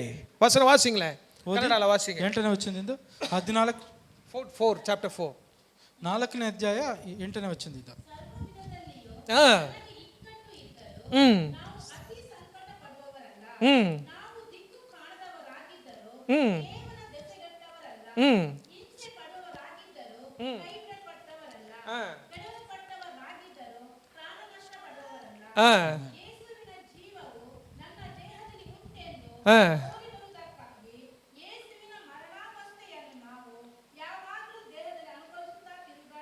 போது சிஸ்டர். ஹalleluya. பவுல் சொல்லுகிறார், நாங்கள் நெருக்கப்படுகிறது உண்மைதான், ಪೌಲ ಹೇಳ್ತಾನೆ ನಾವು ಕಷ್ಟ ಬೀಳುವುದು ಸತ್ಯ, ஆனால் கைவிடப்பட்டவர்கள் அல்ல, ಕೈ ಬಿಡಲ್ಪಟ್ಟಂತವರಲ್ಲ, நாங்கள் அங்க போற பாதை கடினம்தான், ನಾವು ಹೋಗುವಂತ ದಾರಿ ಕಷ್ಟವಾಗಿರಬಹುದು, but it is not without a destiny. ಆದ್ರೆ ಅದು ಒಂದು ಡೆಸ್ಟಿನಿ ಇಲ್ಲದೆ ಇಲ್ಲ. ஹalleluya. Hallelujah. ஏன்னா அவர் சொல்லுகிறார் கடைசியில, கிறிஸ்துவின் ஜீவன் எங்களுக்குள்ளாக வெளிப்படும்படியாக. ಕಡೆಯದವರು ಹೇಳ್ತಾರೆ, ಯೇಸುವಿನ ಜೀವನ ನಮ್ಮ ಜೀವನವು ನಮ್ಮ ದೇಹದಲ್ಲಿ ಉಂಟೆಂದು. God wants to take you to that dead end situation so that he can be glorified in and through us. ಆ ರೀತಿಯ ಪರಿಸ್ಥಿತಿಗೆ ದೇವರು ಕರೆದುಕೊಳ್ಳುವಂತದ್ದು ಯಾಕೆ ಅನ್ನುವಂತದ್ದಾದ್ರೆ, ಆತನು ನಮ್ಮ ಮುಖಾಂತರವಾಗಿ ಮಹಿಮೆ ಹೊಂದುವುದು, அவருடைய ஜீவன் என்னிலிருந்து வெளிப்படும்படியாக, ಆತನ ಜೀವವು ನನ್ನಿಂದ, அவருடைய மகிமை என்னிலிருந்து வெளிப்படும்படியாக. ಮಹಿಮೆ ನನ್ನಿಂದ ತೋರ್ಪಡಿಸುವುದು. ஹalleluya. Hallelujah. பார்வோன் என்ன செய்கிறான் பாருங்கள், ಫರೋಹ್ ಏನ್ ಮಾಡ್ತಾ ಇದ್ದಾನೆ ನೋಡ್ರಿ, சேஸ் பண்ணி வரான், ಅವರನ್ನು ಹಿಂಬಾಲಿಸುತ್ತಾ ಹಿಂದೆ சேஸ் பண்ணி அவன் வரட்டும், ಹಿಂದೆ ಅವರನ್ನು ಅಟ್ಟಿಸ್ಕೊಂಡು but he can never touch you. ಆದ್ರೆ ಅವನು ಬರ್ಬೋದು, ಆದ್ರೆ அவன் உங்களை ஒருபோதும் தொட முடியாது. ಬಾರಿಯು ನಿಮ್ಮನ್ನ ಮುಟ್ಟುವುದಕ್ಕೆ ஹalleluya. Hallelujah. அவன் உங்களுக்கு விரோதமாக எத்தனை ஆயுதங்களை வேணாலும் உருவாக்கட்டும், ಅವನ ವಿರುದ್ಧವಾಗಿ ಎಷ್ಟು ಸಾವಿರ ಜನರಾಗ್ಲಿ ಅವನು ಹುಟ್ಟಕ್ಕೆ ಹಾಕಬಹುದು. கர்த்தர் உனக்கு விரோதமாக யாரும் எந்த ஆயுதமும் உருவாக்க மாட்டான்னு சொல்லல, ஆனால் அதற்கு மாறாக அவர் சொன்னார், உனக்கு விரோதமாக உருவாக்கப்படும் ஒரு ஆயுதமும் வாய்க்காது. ದೇವರ ವಿರುದ್ಧವಾಗಿ ಆಯುಧ ಮಾಡಲ್ಪಡುವುದಿಲ್ಲ ಅಂತ ಹೇಳ್ತಾ ಇಲ್ಲ, ಆದ್ರೆ ಅವರು ಹೇಳ್ತಾ ಇದ್ದಾರೆ ನಿಮ್ಮ ವಿರುದ್ಧವಾಗಿ ಯಾವ ಮಾಡಲ್ಪಟ್ಟ ಯಾವ ಆಯುಧವೂ ಜಯಿಸುವುದು ಅಂತ. Yes, sometimes you are standing right at the gun point. ಕೆಲವು ಬಾರಿ ನೀವು ಆ ಒಂದು ಗನ್ ಪಾಯಿಂಟ್ ಅಲ್ಲಿ ನಿಲ್ಲುವಂತವರಾಗಿದ್ದೀರಾ. Bullet is there in that gun. ಆ ಗನ್ ಅಲ್ಲಿ ಬುಲೆಟ್ ಇದೆ, ஃபயர் பண்ணாலும் அது உங்களை தொடாது. அதுதான் கர்த்தர் சொல்றாரு. ಅದು ಫೈರ್ ಮಾಡಿದ್ರು ಕೂಡ ಅದು ನಿಮ್ಮನ್ನು ಮುಟ್ಟುವುದಿಲ್ಲ. கர்த்தர் அனுமதிக்காமல் ஒன்று நடக்காது. ದೇವರು ಅನುಮತಿಸದೆ ಏನು ಕೂಡ ನಡೆಯೋದಿಲ್ಲ. அப்ப கர்த்தர் அனுமதிச்சிருக்கிறார். ಅದ ಅರ್ಥ ಕರ್ತನ சில காரியங்களை கர்த்தர் அனுமதிச்சிருக்கிறார். ಕೆಲವು ಕಾರ್ಯಗಳನ್ನು ದೇವರು ಅನುಮತಿಸಿದ್ದಾರೆ. கர்த்தரே சில முட்டு சந்தில்களை கொண்டு போயிருக்காரு. ದೇವರೇ ಕೆಲವು ಬಾರಿ ನಮ್ಮನ್ನ ಆ ರೀತಿ ಪರಿಸ್ಥಿತಿಗಳು because he wants to tell something out of that. ಆತ ನಿಮಗೆ ಏನೋ ಹೇಳೋದಕ್ಕೆ ಇಷ್ಟಪಡ್ತಾನೆ. he wants to tell that I am God and learn to trust me. only it's me. ನಾನು கடவுள். ಆತನ ಏನು ಹೇಳಬೇಕು ಅಂತ ಇಷ್ಟಪಡ್ತಾರೆ ಅಂತಂದ್ರೆ, ನಾನು ದೇವರು, ನನ್ನನ್ನು ನಂಬುವುದಕ್ಕೆ ಕಲಿ ಅಂತ ಹೇಳುವುದಕ್ಕೆ ಇಷ್ಟಪಡುವಂತವರಾಗಿದ್ದಾರೆ. சரி, இப்போ என்ன செய்யறது? ನಾವೀಗ ಏನ್ ಮಾಡಬೇಕು? பின்னாடி மோசே நிக்குது, பின்னாடி பார்வோன் நிக்கிறான், ಹಿಂದೆ ಫರೋ ನಿಂತಿದ್ದಾನೆ, ரெண்டு பக்கமும் பர்வதங்கள் இருக்கிறது, முன்னாடி கடல் இருக்கிறது, ಎರಡು ಕಡೆ ಬೆಟ್ಟಗಳಿದ್ದಾವೆ, ಮುಂದೆ இங்கேயே நான் என்ன செய்யட்டும் ஆண்டவரே ಇಲ್ಲಿ ನಾನು ಏನ್ ಮಾಡ್ಲಿ அப்படி நீங்க சொன்னீங்கன்னா, ನೀವು ಕೇಳುವುದಾದ್ರೆ கர்த்தர் சொல்லுகிறார் மோசேயை பார்த்து, ಮೋಶೆ ಹೇಳಿದೆ 14வது அதிகாரம் 21வது வசனம், 14ನೇ ಅಧ್ಯಾಯ 21ನೇ ವಚನ, மோசே தன்னுடைய கையை நீட்டினானா, ಮೋಶೆ ತನ್ನ ಕೈಯನ್ನು ಚಾಚದ್ನಂತ, கையை நீட்டினானா, ಕೈ ಚಾಚದ್, கை நீட்டி என்ன செய்யறாரு பாருங்க, ಕೈ ಚಾಚಿ ಏನ್ ಮಾಡ್ತಾ ಇದ್ದ ನೋಡಿ, வாசிங்களே, ಓದಿ.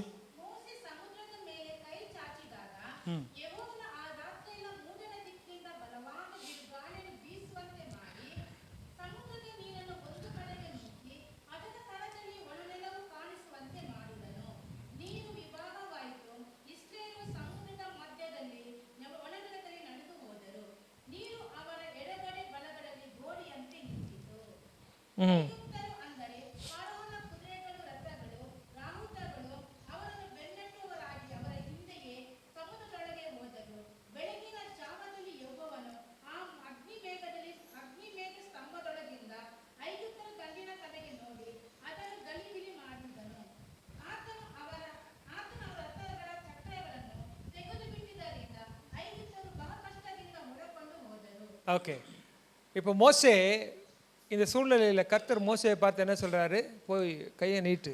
ಈ ಪರಿಸ್ಥಿತಿಯಲ್ಲಿ ದೇವರು ಮೋಶೆಯನ್ನು ನೋಡಿ ಏನು ಹೇಳ್ತಾ ಇದ್ದಾರೆ? ನೀನು ಹೋಗಿ ಕೈಯನ್ನು ಚಾಚು, stretch your hand. ನಿನ್ನ ಕೈ ಚಾಚು. stretch your hand for what? ನಿನ್ನ ಕೈಯನ್ನು ಚಾಚಬೇಕಂತ ಯಾವುದಕ್ಕಾಗಿ? கை நீட்டி என்ன பண்ற? ಕೈ ಚಾಚ್ಬಿಟ್ಟು ಏನು ಮಾಡು?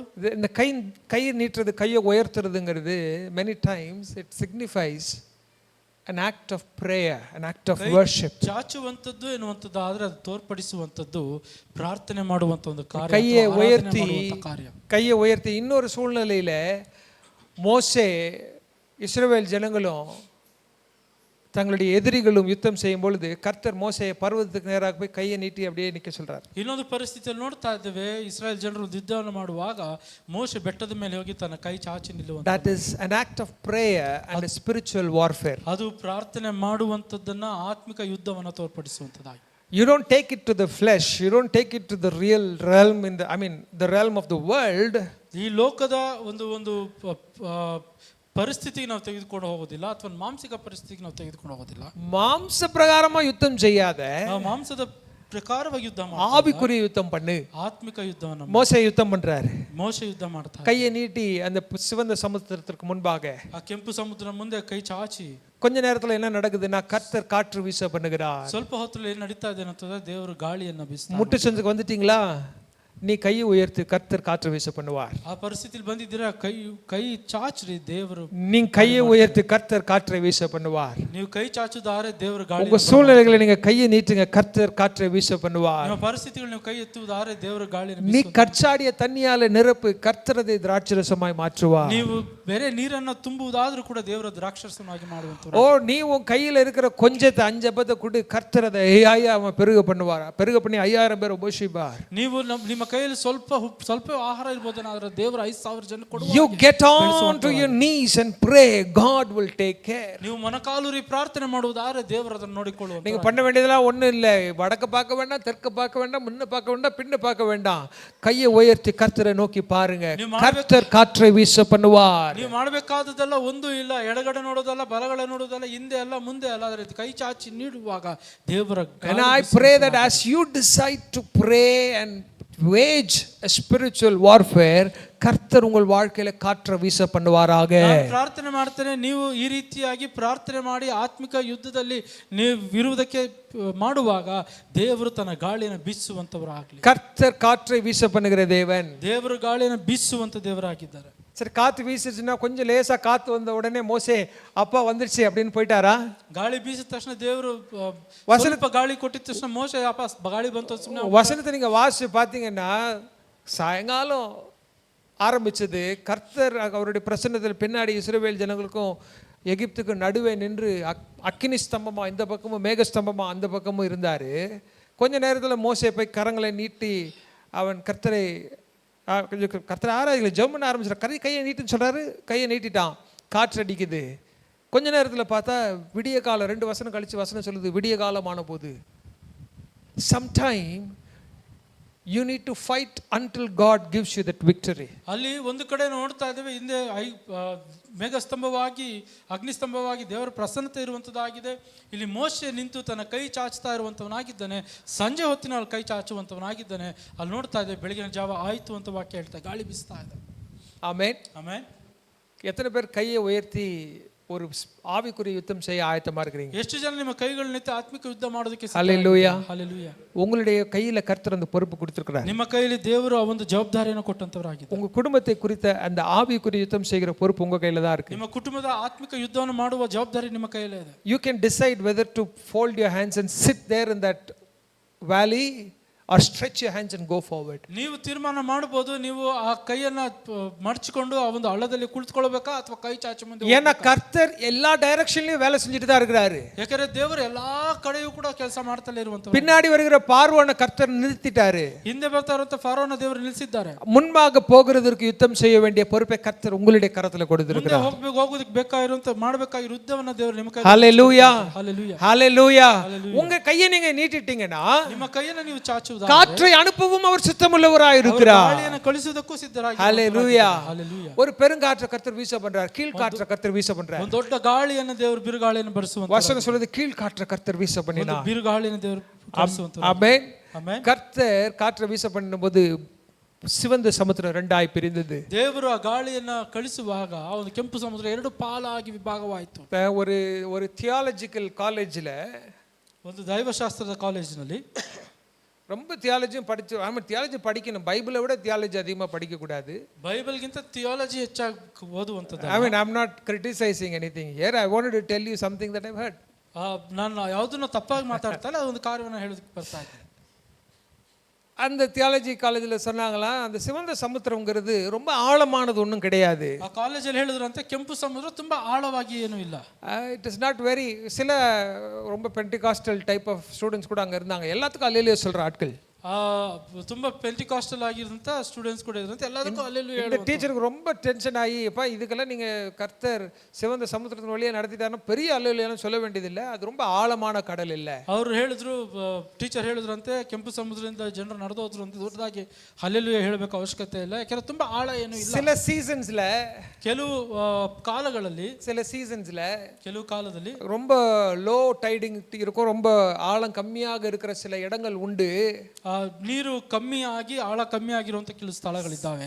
அந்த வழியா போயிடலாம், கடந்து போலாம். ಆ ಸ್ಥಳದಲ್ಲಿ ಒಂದು ನಡ್ಕೊಂಡು ಹೋಗಿ. It doesn't take a big miracle like you have to shout hallelujah. ಅದು ದೊಡ್ಡ ಅದ್ಭುತ ಏನು ಬೇಕಾಗಿಲ್ಲ, ನೀವು ಹಲ್ಲೆಲೂಯಾ ಹೇಳೋಷ್ಟು ಅಂತ ಹೇಳಿದ್ರಂತೆ. அப்படின்னு அவர் சொன்னார். ಅವರು ಆ ರೀತಿ ಹೇಳಿದ್ರಂತೆ. அவர் சொல்லி முடிச்ச உடனே ஒரு பென்டிகாஸ்டல் ஸ்டூடெண்ட் ஒருத்தர் இருந்தான் போல இருக்கு, அல்லேலூயா. ಅವರು ಹೇಳಿ ಮುಗಿಸಿಕೊಳ್ಳ ಅವ್ರ ಪೆಂಟಿಕಾಸ್ಟಲ್ ಸ್ಟೂಡೆಂಟ್ ಹೇಳಿದಂತೆ ಹಲ್ಲೆಲೂಯಾ. ஏன்பா இப்பதானப்பா சொன்னேன், இவ்வளவு பெரிய அல்லேலூயாலாம் வேண்டாம். ಯಾಕಪ್ಪ ಈಗ ತಾನೇ ಹೇಳಿದೆ ಅಷ್ಟು ದೊಡ್ಡ ಹಲ್ಲೆಲೂಯಾ ಬೇಡ ಅಂತ. நீ பார்த்தா அல்லேலூயா சொல்ற, ನೀನು ನೋಡಿದ್ರೆ ಹಲ್ಲೆಲೂಯಾ ಹೇಳ್ತೀಯಾ? இல்ல இல்ல, முட்டி அளவு தண்ணியில் இஸ்ரவேல் நடந்து வந்துட்டாங்க, ஓகே. ஆனால் அந்த முட்டி அளவு தண்ணியில் கர்த்தர் பார்வோனையும் அவன் சேனை சாகடிச்சாரு. ಅಲ್ಲಲ್ಲ ಮೊಣಕಾಲಷ್ಟು ಇದ್ದಂಥ ನೀರಲ್ಲಿ ಇಸ್ರಾಯೇಲ್ ಜನರು ನಡ್ಕೊಂಡ್ ಬಂದ್ರು ಸರಿ, ಆದ್ರೆ ಮೊಣಕಾಲಷ್ಟು ಇರುವಂತ ನೀರಲ್ಲಿ ಪಾರೋನ ಅವನ ಸೈನ್ಯನ ಸಾರಿಸ್ಬಿಟ್ರಲ್ಲ. அதுக்காக ஒரு அலையிலே சொல்லலாம் இல்லையா? ಅದಕ್ಕಾದ್ರೂ ಒಂದು ಹಳೆಯಲ್ಲಿ ಹೇಳಬೇಕಲ್ಲ. சில நேரத்தில் உங்க சாட்சியை போய் அடுத்த கூட சொல்ல இதெல்லாம் பெரிய சாட்சியாங்கிற மாதிரி இருக்கும். ಕೆಲವು ಬಾರಿ ನಿಮ್ಮ ಸಾಕ್ಷಿಯನ್ನು ಹೋಗಿ ಬೇರೆಯವ್ರಿಗೆ ಹೇಳುವಾಗಿ ದೊಡ್ಡ ಸಾಕ್ಷಿನಾ ಅಂತ ಅನ್ಕೋಬಹುದು. ஆனா அவங்களையும் உள்ள கூட்டிட்டு வந்து ಆದ್ರೆ ಅವನನ್ನೇ ಒಳಗೆ ಕರ್ಕೊಂಡು when they go through that experience only they will know. ಅವರು ಆ ಪರಿಸ್ಥಿತಿಯಲ್ಲಿ ಅದು ಹೋದ್ರೇನೆ ಅವ್ರಿಗೆ ಗೊತ್ತಾಗುತ್ತೆ. ஹalleluya. ಹalleluya. இப்போ ஒரு அல்லேலூயா சொல்லு பார்க்கறோம். ஹalleluya. ಹೇಳೋಣ. இப்பவும் பாத்தீங்கன்னா சிவந்த சமுத்திரத்துல ಈಗಲೂ ಆ ಒಂದು ಕೆಂಪು ಸಮುದ್ರದಲ್ಲಿ பார்வோனுடைய சேனைகளும் அவனுடைய 600 ஃபைனஸ்ட் ஆஃப் ஹிஸ் சாரியட்ஸ், ಅವನು ಪರೋನ ಸೈನ್ಯವು 600 ರಥಗಳು, ஃபைன் சாரியட்ஸ் எல்லாம் தண்ணியில மூழ்கி விட்டது. ಎಲ್ಲವೂ ಕೂಡ ನೀರಿನಲ್ಲಿ ಮುಳುಗಿ ಹೋಯ್ತು ಅಂತ ನೋಡಿ. ஏன் அப்படின்னா இஸ்ரவேல் ஜனங்கள் கிழக்கு வெளுக்கும் போது கடந்து போயிட்டாங்க. ಯಾಕೆಂದ್ರೆ ಇಸ್ರೇಲ್ ಜನರು ಆ ಒಂದು ಎರಡು ಪಾಲಾದಾಗ ಅವರು ನಡ್ಕೊಂಡು ಹೋಗ್ಬಿಟ್ರು ಒಣಗಿದ ನೆಲದ ಮೇಲೆ. ஆனா பார்வோனும் அவனுடைய சேனையும் பின்தொடர்ந்து வந்தார்கள். அவர்கள் எப்போ நடுக்கடலுக்கு கூட்டி வரணுமோ அப்போ கர்த்தர் நடுக்கடல் கூட்டி வந்துட்டு மோசே திரும்ப கையை நீட்டின உடனே எல்லாம் தண்ணி மீண்டுமாக சேர்ந்தது, மூழ்கி போயிடுச்சு. ಫರೋನು ಅವನ ಸೈನ್ಯವು ಅವರನ್ನು ಹಿಂದಟ್ಟಿ ಬಂದ್ರು. ಯಾವಾಗ ಆ ಫರೋನ ಸೈನ್ಯವು ಸಮುದ್ರದ ಮಧ್ಯದಲ್ಲಿ ಬಂದ್ರು, ಮೋಶೆ ಮತ್ತೆ ಕೈ ಚಾಚುವಾಗ ಸಮುದ್ರ ಮುಚ್ಚಲ್ಪಡ್ತು, ಮುಳುಗಿ ಹೋದ್ರು ಅಂತ. The proof is, இன்னைக்கு நீங்க போய் கூகுள் பண்ணி பாருங்க, ரெட் சீல கீழே காரல் சொல்லுவாங்க தெரியுமா? அந்த கடல் கடியில் இருக்கிற அந்த காரல் ஃபார்மேஷன்ஸ், அது வந்து கல்லுகள் மேலே வந்து அந்த உட்கார்ந்து பவளப்பாறைன்னு சொல்லுவாங்க தமிழில், காரல், அதுங்கெல்லாம் படியும். ಇವತ್ತು ಕೂಡ ನಾವು ನೋಡೋದ್ರಲ್ಲಿ ಗೂಗಲ್ಗೆ ಹೋಗಿ ನೋಡುವುದಾದ್ರೆ ಅದರ ಪ್ರೂಫ್ ನಾವು ನೋಡ್ಬೋದು. ಈ ಒಂದು ಆ ಸಮುದ್ರದ ಆಳದಲ್ಲಿ ಕೋರಲ್ ಅಂತ ನಾವು ಕರಿತೇವೆ, ಸಮುದ್ರದಲ್ಲಿ ಬೆಳೆಯುವಂಥ ಒಂದು ಜೀವಿ, ಅದು ಅಲ್ಲಲ್ಲಿ ಬೆಳೆದಿರುವಂಥದ್ದನ್ನು ನೋಡ್ತೇವೆ. அது வந்து எந்த ஒரு பொருளை, எந்த ஒரு வஸ்து மீது வளருகிறதோ அதோடைய ஷேப் அது அப்படியே ரீடைன் பண்ணி வைக்கும். ಅದು ಯಾವ ವಸ್ತು ಮೇಲೆ ಬೆಳೀತದೋ ಆ ವಸ್ತುವಿನ ಆಕಾರದಲ್ಲೇ ಅದು ಬೆಳೆಯುವಂಥದ್ದಾಗಿದೆ. சிவந்த சமுத்திரத்தில் இஸ்ரவேல் ஜனங்கள் கடந்து சென்றதாக சொல்லப்படுகிற அந்த குறிப்பிட்ட இடத்துல பார்த்தீங்கன்னா இன்றைக்கும் கடலுக்கு அடியில் காரல்ஸ் எல்லாம் அந்த ಚಾರಿಯಟ್ ஷேப்லேயே வளர்ந்துருக்கிறத பார்க்க முடியும். ಆ ಒಂದು ಕೆಂಪು ಸಮುದ್ರದಲ್ಲಿ ಇಸ್ರೇಲ್ ಜನರು ನಡೆದು ಹೋಗಿದ್ದಾರೇನೋ ಅಂತ ಹೇಳುವಂಥ ಆ ಒಂದು ಸ್ಥಳದಲ್ಲಿ, ಆ ಒಂದು ಆಳದಲ್ಲಿ ಆ ಒಂದು ರಥಗಳ ಒಂದು ಶೇಪ್ನಲ್ಲಿ ಕೋರಲ್ಗಳು ಇರುವಂಥದ್ದನ್ನು ನೋಡ್ತೇವೆ. See, when you go through easy life, ನೀವು ತುಂಬಾ ಸುಲಭವಾದ ಜೀವನದಲ್ಲಿ ಅದು ಹೋಗುವಾಗ you might just have a good joy. சந்தோஷமா நல்ல கையில ஒரு ஐஸ்கிரீம் வாங்கிட்டு அப்படியே சாப்பிட்டுட்டே போற மாதிரி இருக்கும், ஜாலி லைஃப், ಸಂತೋಷವಾದ ಜೀವನ. But when you go through tough situation, ಆದ್ರೆ ನೀವು ಆ ರೀತಿಯ ಕಠಿಣವಾದಂತ ಪರಿಸ್ಥಿತಿಯಲ್ಲಿ ಅದು ಹೋಗುವಾಗ you will learn who your God is and you will have a testimony to say. ನಿಮ್ಮ ದೇವರು ಯಾರು ಅಂತ ನೀವು ಕಲಿತೀರಾ, ಅಷ್ಟು ಮಾತ್ರವಲ್ಲ ನೀವು ಹೇಳೋದಕ್ಕೊಂದು ಸಾಕ್ಷಿಯೂ ಕೂಡ ಇರುವಂತದ್ದು. Hallelujah, Hallelujah, Hallelujah, Hallelujah. கர்த்தர் என்ன செய்தார்? பார்வோனையும் அவருடைய சேனையும் இஸ்ரவேல் ஜனங்கள் கண் காண மூழ்கி போட்டார். ದೇವರು ಏನ್ ಮಾಡ್ತಾ ಇದ್ದಾರೆ? ಫರೋನ ಅವನ ಸೇನೆಯು ಇಸ್ರೇಲ್ ಜನರನ್ನ ಕಾಣದೇ ಇರುವಂತೆ ಮಾಡಿದ್ರು. God is doing many things there. ಅಲ್ಲ, ಅನೇಕ ಕಾರ್ಯಗಳನ್ನು ದೇವರು. ஒன்று, இஸ்ரவேல் ஜனங்கள் இன்னும் நிறைய பேருடைய இருதயத்தில் பார்வோன் தெய்வமாக இருந்தானே, பார்வோன் தெய்வம் அல்ல என்பதை கர்த்தர் காண்பித்தார். ಇನ್ನು ಅನೇಕ ಹೃದಯದಲ್ಲಿ ಇಸ್ರೇಲ್ ಜನರಲ್ಲಿ ಫರೋನು ದೇವರಾಗಿದ್ನಲ್ಲ, ಆದ್ರೆ ದೇವರು ಅವನು ದೇವರಲ್ಲ ಅಂತ ತೋರ್ಪಡಿಸ್ತಾ. நீ நம்பி இருந்தியே அது ஒன்ன போஷிக்கல, ನೀನು ನಂಬಿದ್ದಲ್ಲ ಅದು ನಿನ್ನನ್ನು நீ ಪೋಷಿಸಿಲ್ಲ, நம்பி இருந்த வேலை ஒன்ன போஷிக்கல, ನೀನು ನಂಬಿದಂತ ಕೆಲಸ ನಿನ್ನನ್ನು ಪೋಷಿಸಿಲ್ಲ, நீ உன் பலனாய் கொண்டிருந்த சொத்து ஒன்னு உன்னை காப்பாத்தல, ನೀನು ಬಲವಾಗಿಟ್ಟಂತ ಒಂದು ಆಸ್ತಿ ನಿನ್ನನ್ನು ಕಾಪಾಡ, நீ பலமாய் நினைச்சிட்டு இருந்த அந்த மனிதர்கள் உனக்கு உதவி செய்யல, ನೀನು ಬಲವಾಗಿ ಅಂದುಕೊಂಡಂತ ಜನರು நானே உன் தேவன், ನಾನೇ ನಿಮ್ಮ ದೇವರು. Hallelujah. Hallelujah. He wants to show us that he is our God. ಆತನೇ ನಮ್ಮ ದೇವರು ಅಂತ ಆತನು, அவரே நமக்கு எல்லாமாய் இருக்கிறார் என்பதை அவர் நமக்கு காண்பித்து கொடுக்க விரும்புகிறார். ಆತನೇ ನಮಗೆ ಎಲ್ಲವೂ ಕೂಡ ಆಗಿದ್ದಾರೆ ಅಂತ ಆತನ ತೋರ್ಪಡಿಸುವಂತವರಾಗಿದ್ದಾರೆ. ಇನ್ನೊಂದು, வாழ்நாள் முழுவதுமாக இனிமே பார்வோன் என்னை பின்தொடர்வார்ங்கிற பயத்தையும் கர்த்தர் அவர்கள் இருதயத்திலிருந்து நீக்கிவிட்டார். ಅವರ ಜೀವನದಲ್ಲಿ ಜೀವನ ಪರ್ಯಂತ ಪರವ ನಮ್ಮ ಹಿಂದೆ ಬರ್ತಾನೆ ಎನ್ನುವಂತ ಭಯವೂ ಕೂಡ ದೇವರು ಅವರಿಂದ ತೆಗೆದು ಹಾಕಿದರು. இல்லைன்னா 40 வருஷம் முன்னாடி பார்த்து நடக்காம பின்னாடி பார்த்துட்டே நடந்திருப்பாங்க. ಯಾಕಂದ್ರೆ ಇಲ್ಲವಾಗಿದ್ದರೆ 40 ವರ್ಷ ಅವರು ನಡೆಯುವಾಗ ಮುಂದೆ ನೋಡ್ಕೊಂಡು ನಡೆಯೋದು, ಹಿಂದೆ ನೋಡ್ಕೊಂಡೇ ನಡೀತಾರೆ. ஏன்னா விட மாட்டானே, பின்னாடி வந்துட்டே இருப்பானே. ಯಾಕಂದ್ರೆ ಅವ್ನು ಬಿಡೋದಿಲ್ಲ, ಹಿಂದೆ ಬರ್ತಲೇ ಇರುವಂತ இந்த சூழ்நிலை வந்துட்டே இருக்குமே. ಈ ಪರಿಸ್ಥಿತಿ ಬರ್ತಲೇ ಇರ್ತದೆ. இது கண்டினியூஸ் ப்ராப்ளம் ஆச்சே, ಕಂಟಿನ್ಯೂ ಆಗಿ ಮುಂದೆ ಹೊರಿತಲೇ ಇರುವಂತದ್ದು. இதுக்கு ஒரு முற்றுப்புள்ளியே இருக்காதே. ಇದಕ್ಕೊಂದು ಕೊನೆಯೇ ಇಲ್ವಲ್ಲ. God has brought a full stop to that. ಆದ್ರೆ ದೇವರು ಅದನ್ನ ಅಲ್ಲಿ ನಿಲ್ಲಿಸಿ ಬಿಟ್ಟಂತವ್ರು. ஏன்னா இஸ்ரவேல் ஜனங்களுக்கு இங்க வர்ற வரைக்கும் பார்வோன் வருவாங்கற பயம் இருந்தது. ಏಕೆಂದ್ರೆ ಇಸ್ರೇಲ್ ಜನರಿಗೆ ಇಲ್ಲಿ ಬರುವವರೆಗೂ ಫರೋನ್ ಬರ್ತಾನೆ ಅಂತ ಭಯ ಇತ್ತು. ஆனா இனி இல்ல. ಆದ್ರೆ ಇನ್ಮೇಲೆ ಇಲ್ಲ. இனி விசுவாசமா தைரியமா போகலாம். ಈಗ ಬಲದಿಂದಲೂ ಧೈರ್ಯದಿಂದಲೂ ಹೋಗಬಹುದು. ஆனா இஸ்ரவேல் ஜனங்களுக்கு அது மட்டும் கிடையாது, இன்னும் ஒரு பெரிய காரியத்தை கர்த்தர் செய்தார். ಆದ್ರೆ ಇಸ್ರೇಲ್ ಜನರಿಗೆ ಅಷ್ಟು ಮಾತ್ರ ಇಲ್ಲ, ದೊಡ್ಡ ಕಾರ್ಯ ದೇವರು ಮಾಡಿದ್ರು. ஏன்னா இஸ்ரவேல் ஜனங்க நீ கடந்து போகிற இந்த வனாந்தரத்துல பல ஜாதி ஜனங்களே பார்க்கணும். ಈಗ ಇಸ್ರೇಲ್ ಜನರು ನಡೆದು ಹೋಗುವಂತ ಮಾರ್ಗಗಳ ಅನೇಕ ಜಾತಿ ಜನರನ್ನ ನೋಡಬೇಕು. பல ರಾಜாக்கள் வருவார்கள், ಅನೇಕ ಅರಸರುಗಳು ಬರ್ತಾರೆ, பலர் இவர்களுக்கு விரோதமாக யுத்தம் செய்ய வருவார்கள். ಅನೇಕರು ಇವ್ರ ವಿರುದ್ಧವಾಗಿ ಯುದ್ಧ ಮಾಡುವಂತ, இவர்களோ யுத்தம் பழகாத ஜனம், ಇವರೊಂದಿಗೆ ಇವ್ರಿಗೆ ಯುದ್ಧವೇ ಬರದೇ ಇರುವಂತ ಜನರು. A nation without any army, but the Lord of armies is there. ಆ ಒಂದು ದೇಶವೇ ಯಾವುದೇ ರೀತಿಯಾದ ಸೈನಿಕರು ಇಲ್ಲದೆ ಇರುವಂತ ದೇಶ, ಆದ್ರೆ ಸೈನ್ಯಗಳಿಗೆ ಕರ್ತನಾಗಿರುವಂತ ದೇವರು. தேசத்துக்கு சேனை இல்லை, ஆனா சேனைகளின் தேவன் இருக்கிறார். ಆ ದೇಶಕ್ಕೆ ಸೈನ್ಯವಿಲ್ಲ, ಆದ್ರೆ ಸೈನ್ಯಗಳ ದೇವರು ಇರುವಂತ. ஹல்லேலூயா, ஹல்லேலூயா, ஹல்லேலூயா, ஹல்லேலூயா.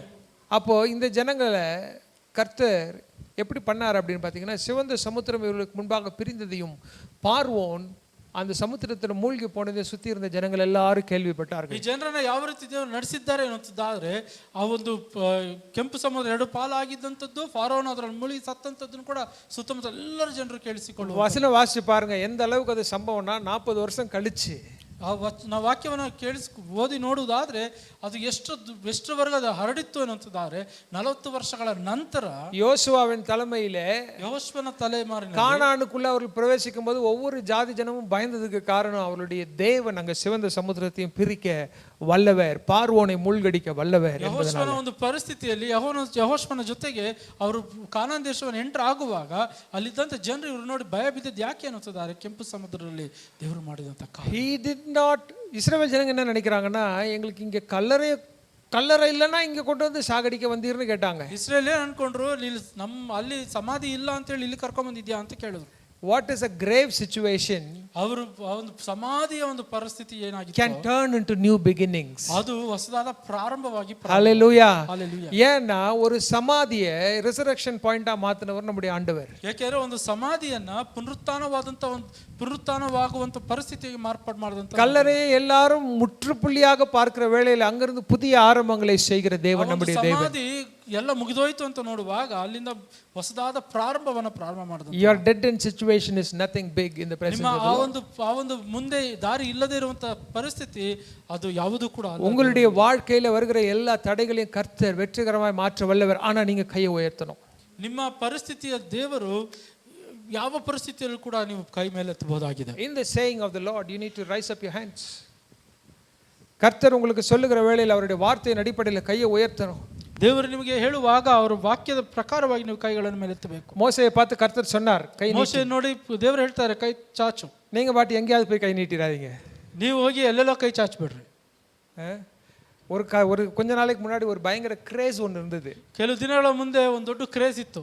கை நீட்டி எதில் கை வச்சு ஜெபம் பண்ணாலும் கர்த்தர் உனக்கு அதை கொடுத்து, ಯಾವ್ದ್ರ ಮೇಲೆ ನೀವು ಕೈ ಇಟ್ಟು ಪ್ರಾರ್ಥನೆ ಮಾಡೋ ದೇವರು ನಿಮ್ಗೆ ಕೊಡ್ತಾರೆ. சிலர் அதை நம்பினாங்க, வேற ಕೆಲವರು ಆದ್ರೂ ನಂಬುದ್ರು ಕೂಡ. நம்பலாம், ஞானமா நம்ம கர்த்தர் எதை கொடுக்குறேன்னு சொன்னாலும் அதுதான் கொடுப்பார். ದೇವರು ಏನೋ ಕೊಡ್ತೀನಿ ಅಂತ ಹೇಳಿದ್ರೆ ಅದನ್ನ ಖಂಡಿತ ಕೊಡ್ತಾರೆ. சிலர் பேராசை, பக்கத்து வீட்டில் தான் ஆண்டவரே இந்த வீடு எனக்கு கொடுங்க. ಕೆಲವರಿಗೆ ತುಂಬಾ ದುರಾಸೆ, ಅವ್ರ ಪಕ್ಕದಲ್ಲಿರುವಂತ ಮನೆಗೆ ಹೋಗಿ ಮನೆ ಮೇಲೆ ಕೈ ಇಟ್ಟು ದೇವ್ರ ನಂಗೆ ಮನೆ ಕೊಡ್ರಿ. சும்மா வருவானா பக்கத்து வீட்டுக்காரன்? ಪಕ್ಕದ ಮನೆ ಸುಮ್ಮನೆ ಇರ್ತಾರ? ரோட்ல ஏதோ பார்க் பண்ணிருக்க கார், ஆண்டவரே இந்த ஐ கிளைம் இட். ರೋಡಲ್ಲಿ ಕಾರ್ ಪಾರ್ಕಿಂಗ್ ಮಾಡಿದ್ವಿ, ಕೈ ಇಟ್ಟು ದೇವರೇ ನಾನು ಹೊಂದಿಕೊಳ್ತೇನೆ. Don't claim like that. ಆ ರೀತಿ ಹೊಂದಿಕೊಳ್ಳೋದಕ್ಕೆ ಸಾಧ್ಯ ಇಲ್ಲ. If you want a house, if you want a car, if God wants you to claim, if God lays that in your heart, pray for it. God will give it to you. ನಿಮಗೊಂದು car ಬೇಕು, ದೇವರದು ನಿಮ್ಗೆ ಕೊಡೋದಾದ್ರೆ ಅದಕ್ಕಾಗಿ ಪ್ರಾರ್ಥನೆ ಮಾಡಿ ದೇವರು ನಿಮ್ಗೆ ಕೊಡ್ತಾರೆ. கர்த்தர் சொல்லணும், நம்ம போய் கையை நீட்டணும். ದೇವರು ಹೇಳುವುದಕ್ಕೆ ಹೋಗಿ ಕೈ ಚಾಚಬೇಕು. எங்கேயாவது போய் கை நீட்டி அப்புறம் கையை உடைச்சுக்கிறாதீங்க. ಎಲ್ಲೆಲ್ಲೋ ಕೈ ಇಟ್ಟು ಕೈ ಮುರ್ಕೋಬೇಡಿ. மோசேயை பார்த்து கர்த்தர் சொன்னார், யுத்தம் பண்ணு. ಮೋಶೆ ನೋಡಿ ದೇವರು ಈ ರೀತಿ ಹೇಳ್ತಾರೆ, You will know in your spirit when it is time to wage war. ಯಾವಾಗ ಯುದ್ಧ ಮಾಡಬೇಕು ಅಂತ ನಿಮ್ಮ ಆತ್ಮದಲ್ಲಿ ನಿಮ್ಗೆ ಗೊತ್ತಾಗ್ತದೆ. Amen, amen. அப்ப யுத்தம் பண்ண வேண்டிய நேரத்தில் பயந்து ஐயோன்னு சொல்ல ஓடக்கூடாது. ಯುದ್ಧ ಮಾಡಬೇಕಾಗಿರುವಂತ ಪರಿಸ್ಥಿತಿಯಲ್ಲಿ ಭಯ ಬಿದ್ದು ಅಯ್ಯೋ ಅಂತ ಓಡಿ. இரவு முழுவதும் கையை உயர்த்தி ஜெபம் பண்ண சொல்றாரா கர்த்தர்? ஜெபம் பண்ணுங்க, முழங்கால் படியிடுங்க. ರಾತ್ರಿ ಇಡೀ ದೇವರು ಕೈ ಚಾಚಿ ಪ್ರಾರ್ಥನೆ ಮಾಡು ಅಂತ ಹೇಳ್ತಾರೆ. ஆவிக்குரிய யுத்தம் பண்ணுங்க. ಆತ್ಮದಲ್ಲಿ ಯುದ್ಧ ಮಾಡ್ರಿ. ஒரு ஆவிக்குரிய நம்முடைய போர் ஆயுதம் மாம்சத்திற்குரியது அல்ல. ಆತ್ಮಿಕವಾಗಿ ಯುದ್ಧ ಮಾಡ್ರಿ. ನಾವು ಹೋರಾಡುವಂಥದ್ದು மாம்சವಾಗಿ ಅಲ್ಲ. But they have the power to bring down the strongholds. வசனம் சொல்லுகிறது அரண்களை முறிக்கும்படியாக அது தேவ வல்லமையுடையதா இருக்கிறது. ಆಕಾಶ ಮಂಡಲದಲ್ಲಿರುವಂತ ಸೇನಾಧಿಪತಿಗಳನ್ನ ಇಳಿಸುವಂತ ಬಲ ಅದಕ್ಕಿರುವಂತ. Hallelujah. Hallelujah. Hallelujah. You are given that power. ನಿಮಗೆ ಆ ಒಂದು ಬಲ ಕೊಟ್ಟಿರುವಂತದಾಗಿದೆ. கர்த்தர் அந்த அபிஷேகத்தை உங்களுக்கு கொடுத்திருக்கார். ಅಭಿಷೇಕವನ್ನು ದೇವರು ನಿಮಗೆ ಕೊಟ್ಟಿದ್ದಾರೆ. அதனால முட்டி சந்துக்கு வந்துட்டீங்களா, கையை வைத்து ஜெபம் பண்ண ஆரம்பிச்சிருங்க. ಅದಕ್ಕೆ ನೀವು ಮೊಣಕಾಲೂರು ಶಕ್ತಿ ಇಲ್ವಾ, ಕೈ உங்க வாழ்க்கையில முட்டி சந்துகளை கர்த்தர் விலக பண்ணுகிற ನಿಮ್ಮ நாட்கள். ಜೀವನ ಪರಿಸ್ಥಿತಿಯಲ್ಲಿ ದೇವರು ನಿಮ್ಮನ್ನ இப்ப ஜெபம் பண்ணலாமா? ಪ್ರಾರ್ಥನೆ ಮಾಡೋಣ. அப்படியே கையை உயர்த்துவீங்களா? ನಮ್ಮ ಕರಗಳನ್ನು ಮೇಲೆತ್ತೋಣ. ஆண்டவரே எங்க போறதுன்னு தெரியாத சூழ்நிலைக்கு வந்துட்டேன். ನಾವು ದೇವರೇ ನಾನು ಎಲ್ಲಿ ಹೋಗಬೇಕೋ ಗೊತ್ತಿಲ್ಲದೆ ಇರುವಂತ ಪರಿಸ್ಥಿತಿಗೆ ಬಂದಿದ್ದೇನೆ. கர்த்தாவே எந்த பக்கம் பார்த்தாலும் இருண்ட சூழ்நிலை. ಅಪ್ಪ ಯಾವ ಕಡೆ ನೋಡಿದ್ರು ಕತ್ತಲೆ ಆಗಿರುವಂತ ಪರಿಸ್ಥಿತಿ. ஆண்டவரே எங்க பார்த்தாலும் போராட்டம். ಎಲ್ಲಿ ನೋಡಿದ್ರು ಹೋರಾಟ. I feel like I'm being cornered. ಅಪ್ಪ ನಾನು ಒಂದು ಕೋಣೆಯಲ್ಲಿ ಸಿಕ್ಕಾಕೊಂಡ ರೀತಿಯಲ್ಲಿ. ஆனா எனக்கு யாரும் இல்ல அப்பா, நீங்க இருக்கீங்க. ನನಗೆ ಯಾರು ಇಲ್ಲ ಅಪ್ಪ, ಆದ್ರೆ ನೀವಿದ್ದೀರಾ. ஆவிக்குரிய யுத்தம் செய்யறதுக்கு என்ன ஒப்பு கொடுக்கிறேன். ಅಪ್ಪ ನಾನು ಆತ್ಮಿಕ ಯುದ್ಧ ಮಾಡೋದಕ್ಕೆ ಒಪ್ಪಿಸಿ ಕೊಡ್ತೇನೆ. என் குடும்பத்துக்காக பிள்ளைகளுக்காக திறப்புல நிக்கிறதுக்கு என்ன ஒப்பு கொடுக்கிறேன். ನನ್ನ ಕುಟುಂಬಕ್ಕಾಗಿ ನಾನು ಹೊಡಕಿನಲ್ಲಿ கர்த்தர் உன்னை உன் குடும்பத்துக்கு மோசேயை அழைத்திருக்கிறார். ದೇವರು ನಿನ್ನ ಕುಟುಂಬಕ್ಕೆ ಮೋಶೆಯಾಗಿ கீழே வச்சிருக்கிற அந்த டெரிட்டரிக்கு கர்த்தர் உன்னை தான் மோசேயா வச்சிருக்கிறார். ನಿನಗಾಗಿಟ್ಟಿರುವಂತ ಒಂದು ಸ್ಥಳಕ್ಕೆ ದೇವರು ನಿನ್ನನ್ನು ಮೋಶೆಯಾಗಿಟ್ಟಿದ್ದಾನೆ. நீ யுத்தம் பண்ணலனா கர்த்தருடைய சார்பில் யுத்தம் பண்றதுக்கு பலர் இல்ல. ನೀನು ಯುದ್ಧ ಮಾಡಿಲ್ಲ ಅನ್ನುತ್ತಿದ್ದಾರೆ, ದೇವರ ಚಿತ್ತ ನಡೆಯುವುದಕ್ಕೆ. தேவ பிள்ளையே, சாத்தானுடைய சேனைக்கு விரோதமாக ஆவிக்குரிய யுத்தத்தை நீ செய்யலனா, இந்த தேசத்திற்காக திறப்புல நீ நிக்கலனா, அநேகரை கர்த்தர் வைக்கல. ದೇವ ಮಗನೇ, ನೀನು ಆತ್ಮಿಕ ಯುದ್ಧದಲ್ಲಿ ನಿಲ್ಲಲಿಲ್ಲ ಅನ್ನುತ್ತಿದ್ದಾರೆ, ದೇಶಕ್ಕಾಗಿ ಹೊಡಕಿನಲ್ಲಿ ನಿಲ್ಲಿಲ್ಲ ಅನ್ನುತ್ತಿದ್ದಾರೆ. ದೇವರು ಅನೇಕರನ್ನು ಬಿಸುವಂತ இந்த பட்டணத்துக்காக கர்த்தர் அநேகரை வைக்கல. ஒன்னையும் அது சிலர்ல தெரிந்து கொண்டிருக்கிறார். மகனே மகளே, ಅನೇಕರನ್ನು ಈ ಪಟ್ಟಣಕ್ಕಾಗಿ ದೇವರು ನೇಮಿಸಿರುವಂತವರಾಗಿದ್ದಾರೆ. ಮಗನೇ ಮಗಳೇ, அநேகரை கர்த்தர் வைக்கல. there are not many. ಅನೇಕರು ಇಲ್ಲ. There are only few that God has chosen in that place of Moses to stand in that gap. ಆ ಮೋಶೆ ಹಾಗೆ ಆ ಒಂದು ಹೊಡಕಿನಲ್ಲಿ ನಿಲ್ಲುವುದಕ್ಕೆ ದೇವರು ಆರಿಸಿರುವಂತ ಕೆಲವರು ಮಾತ್ರ ಇದ್ದಾರೆ. அப்படியே கையை உயர்த்தி கொஞ்ச நேரம் ஆவியில நிரம்பி ஜெபம் பண்ணுங்க பார்க்கலாம். ಹಾಗೆ ಕೈ ಚಾಚಿ ಆತ್ಮಿಕದಲ್ಲಿ ಪ್ರಾರ್ಥನೆ. அப்படியே அந்த ஆவிக்குரிய யுத்தம் இங்க இருந்து தொடங்கட்டும். ಆ ಆತ್ಮಿಕ ಯುದ್ಧ ಇಲ್ಲಿಂದ ಪ್ರಾರಂಭವಾಗಲಿ. ಓ ರಿಷಾದಲರಾ ವೋಟೋ ಶಿಕೆದೆಲೆ ಸಹದಲ ರಬಲದ ರಿಯದಲಬಾ ರಾಖಟಿಯದೆಲೆ ರೇಷಂದರಬಾ. உனக்கு விரோதமாக உருவாக்கப்பட்ட எந்த ஆயுதமும் வாய்க்காமல் போகும். ನಿನ್ನ ವಿರುದ್ಧವಾಗಿ ಮಾಡಲ್ಪಡುವ ಯಾವ ಆಯುಧವೂ ಕೂಡ ನಾಶವಾಗಿ ಹೋಗುವಂತದ್ದು. உனக்கு விரோதமாக நியாயத்தில் எழும்புகிற எந்த நாவையும் குற்றப்படுத்துகிற நாவை கர்த்தர் உனக்கு தருவார்.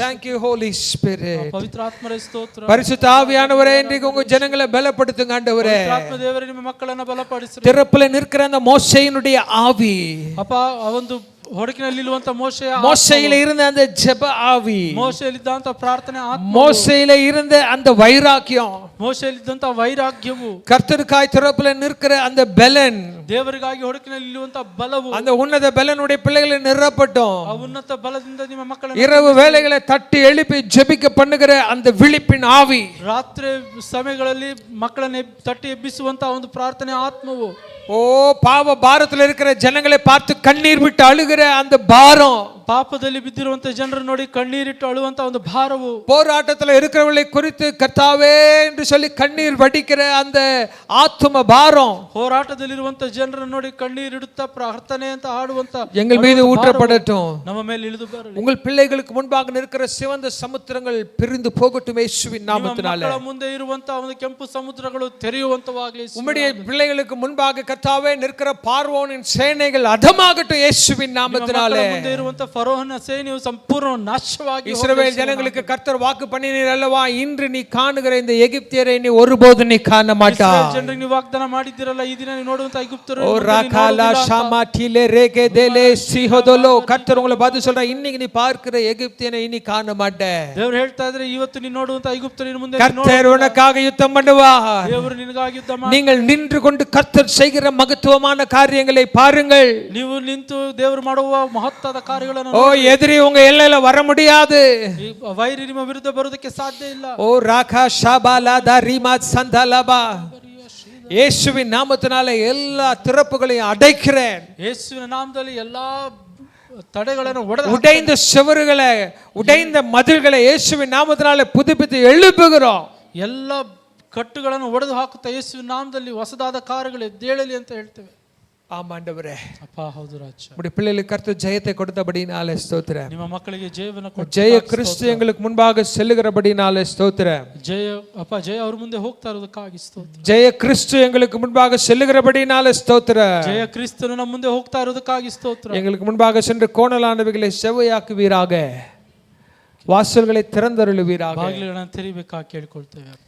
இயேசுவின் நாமத்தில் ஜெபிக்கிறோம் எங்கள் ஜீவனுள்ள நல்ல பிதாவே. ಯೇಸುವಿನ ನಾಮದಲ್ಲಿ ಪ್ರಾರ್ಥಿಸುತ್ತೇವೆ ತಂದೆಯೇ ದೇವರೇ. ஆமென், ಆಮೆನ್, ஆமென், ஆமென். நீங்கள் நின்று கொண்டு கர்த்தர் உங்களுக்கு செய்கிற மகத்தானவைகளை பாருங்கள். ನೀವು ನಿಂತು ದೇವರು ನಿಮಗೆ ಮಾಡುವಂತ ಮಹತ್ತಾದ ಕಾರ್ಯಗಳನ್ನು கர்த்தர் உங்களுக்காக யுத்தம் பண்ணுவார். ದೇವರು ನಿಮಗಾಗಿ ಯುದ್ಧ ಮಾಡ್ತಾರೆ. The Lord will fight the battle for you. ದೇವರು ಆ ಯುದ್ಧವನ್ನು ನಿಮಗಾಗಿ ಮಾಡ್ತಾರೆ. Hallelujah. Hallelujah. இன்று காணுகிற எகிப்தியனை நீங்க ஒருபோதும் காண மாட்டீங்க. ಇವತ್ತು ಕಾಣುವಂತ ಐಗುಪ್ತರನ್ನ ನೀವು ಮುಂದೆ ನೋಡೋದೇ ಇಲ್ಲ. கர்த்தர் உங்க வாழ்க்கையில பெரிய காரியங்களை செய்து ದೇವರು ನಿಮ್ಮ ಜೀವಿತದಲ್ಲಿ ದೊಡ್ಡ ಕಾರ್ಯಗಳನ್ನು ಮಾಡುವ கர்த்தர் உங்களை ஆசீர்வதிப்பார். ದೇವರು ನಿಮ್ಮನ್ನು ಆಶೀರ್ವದಿಸಲಿ. ஆமென். Amen, amen.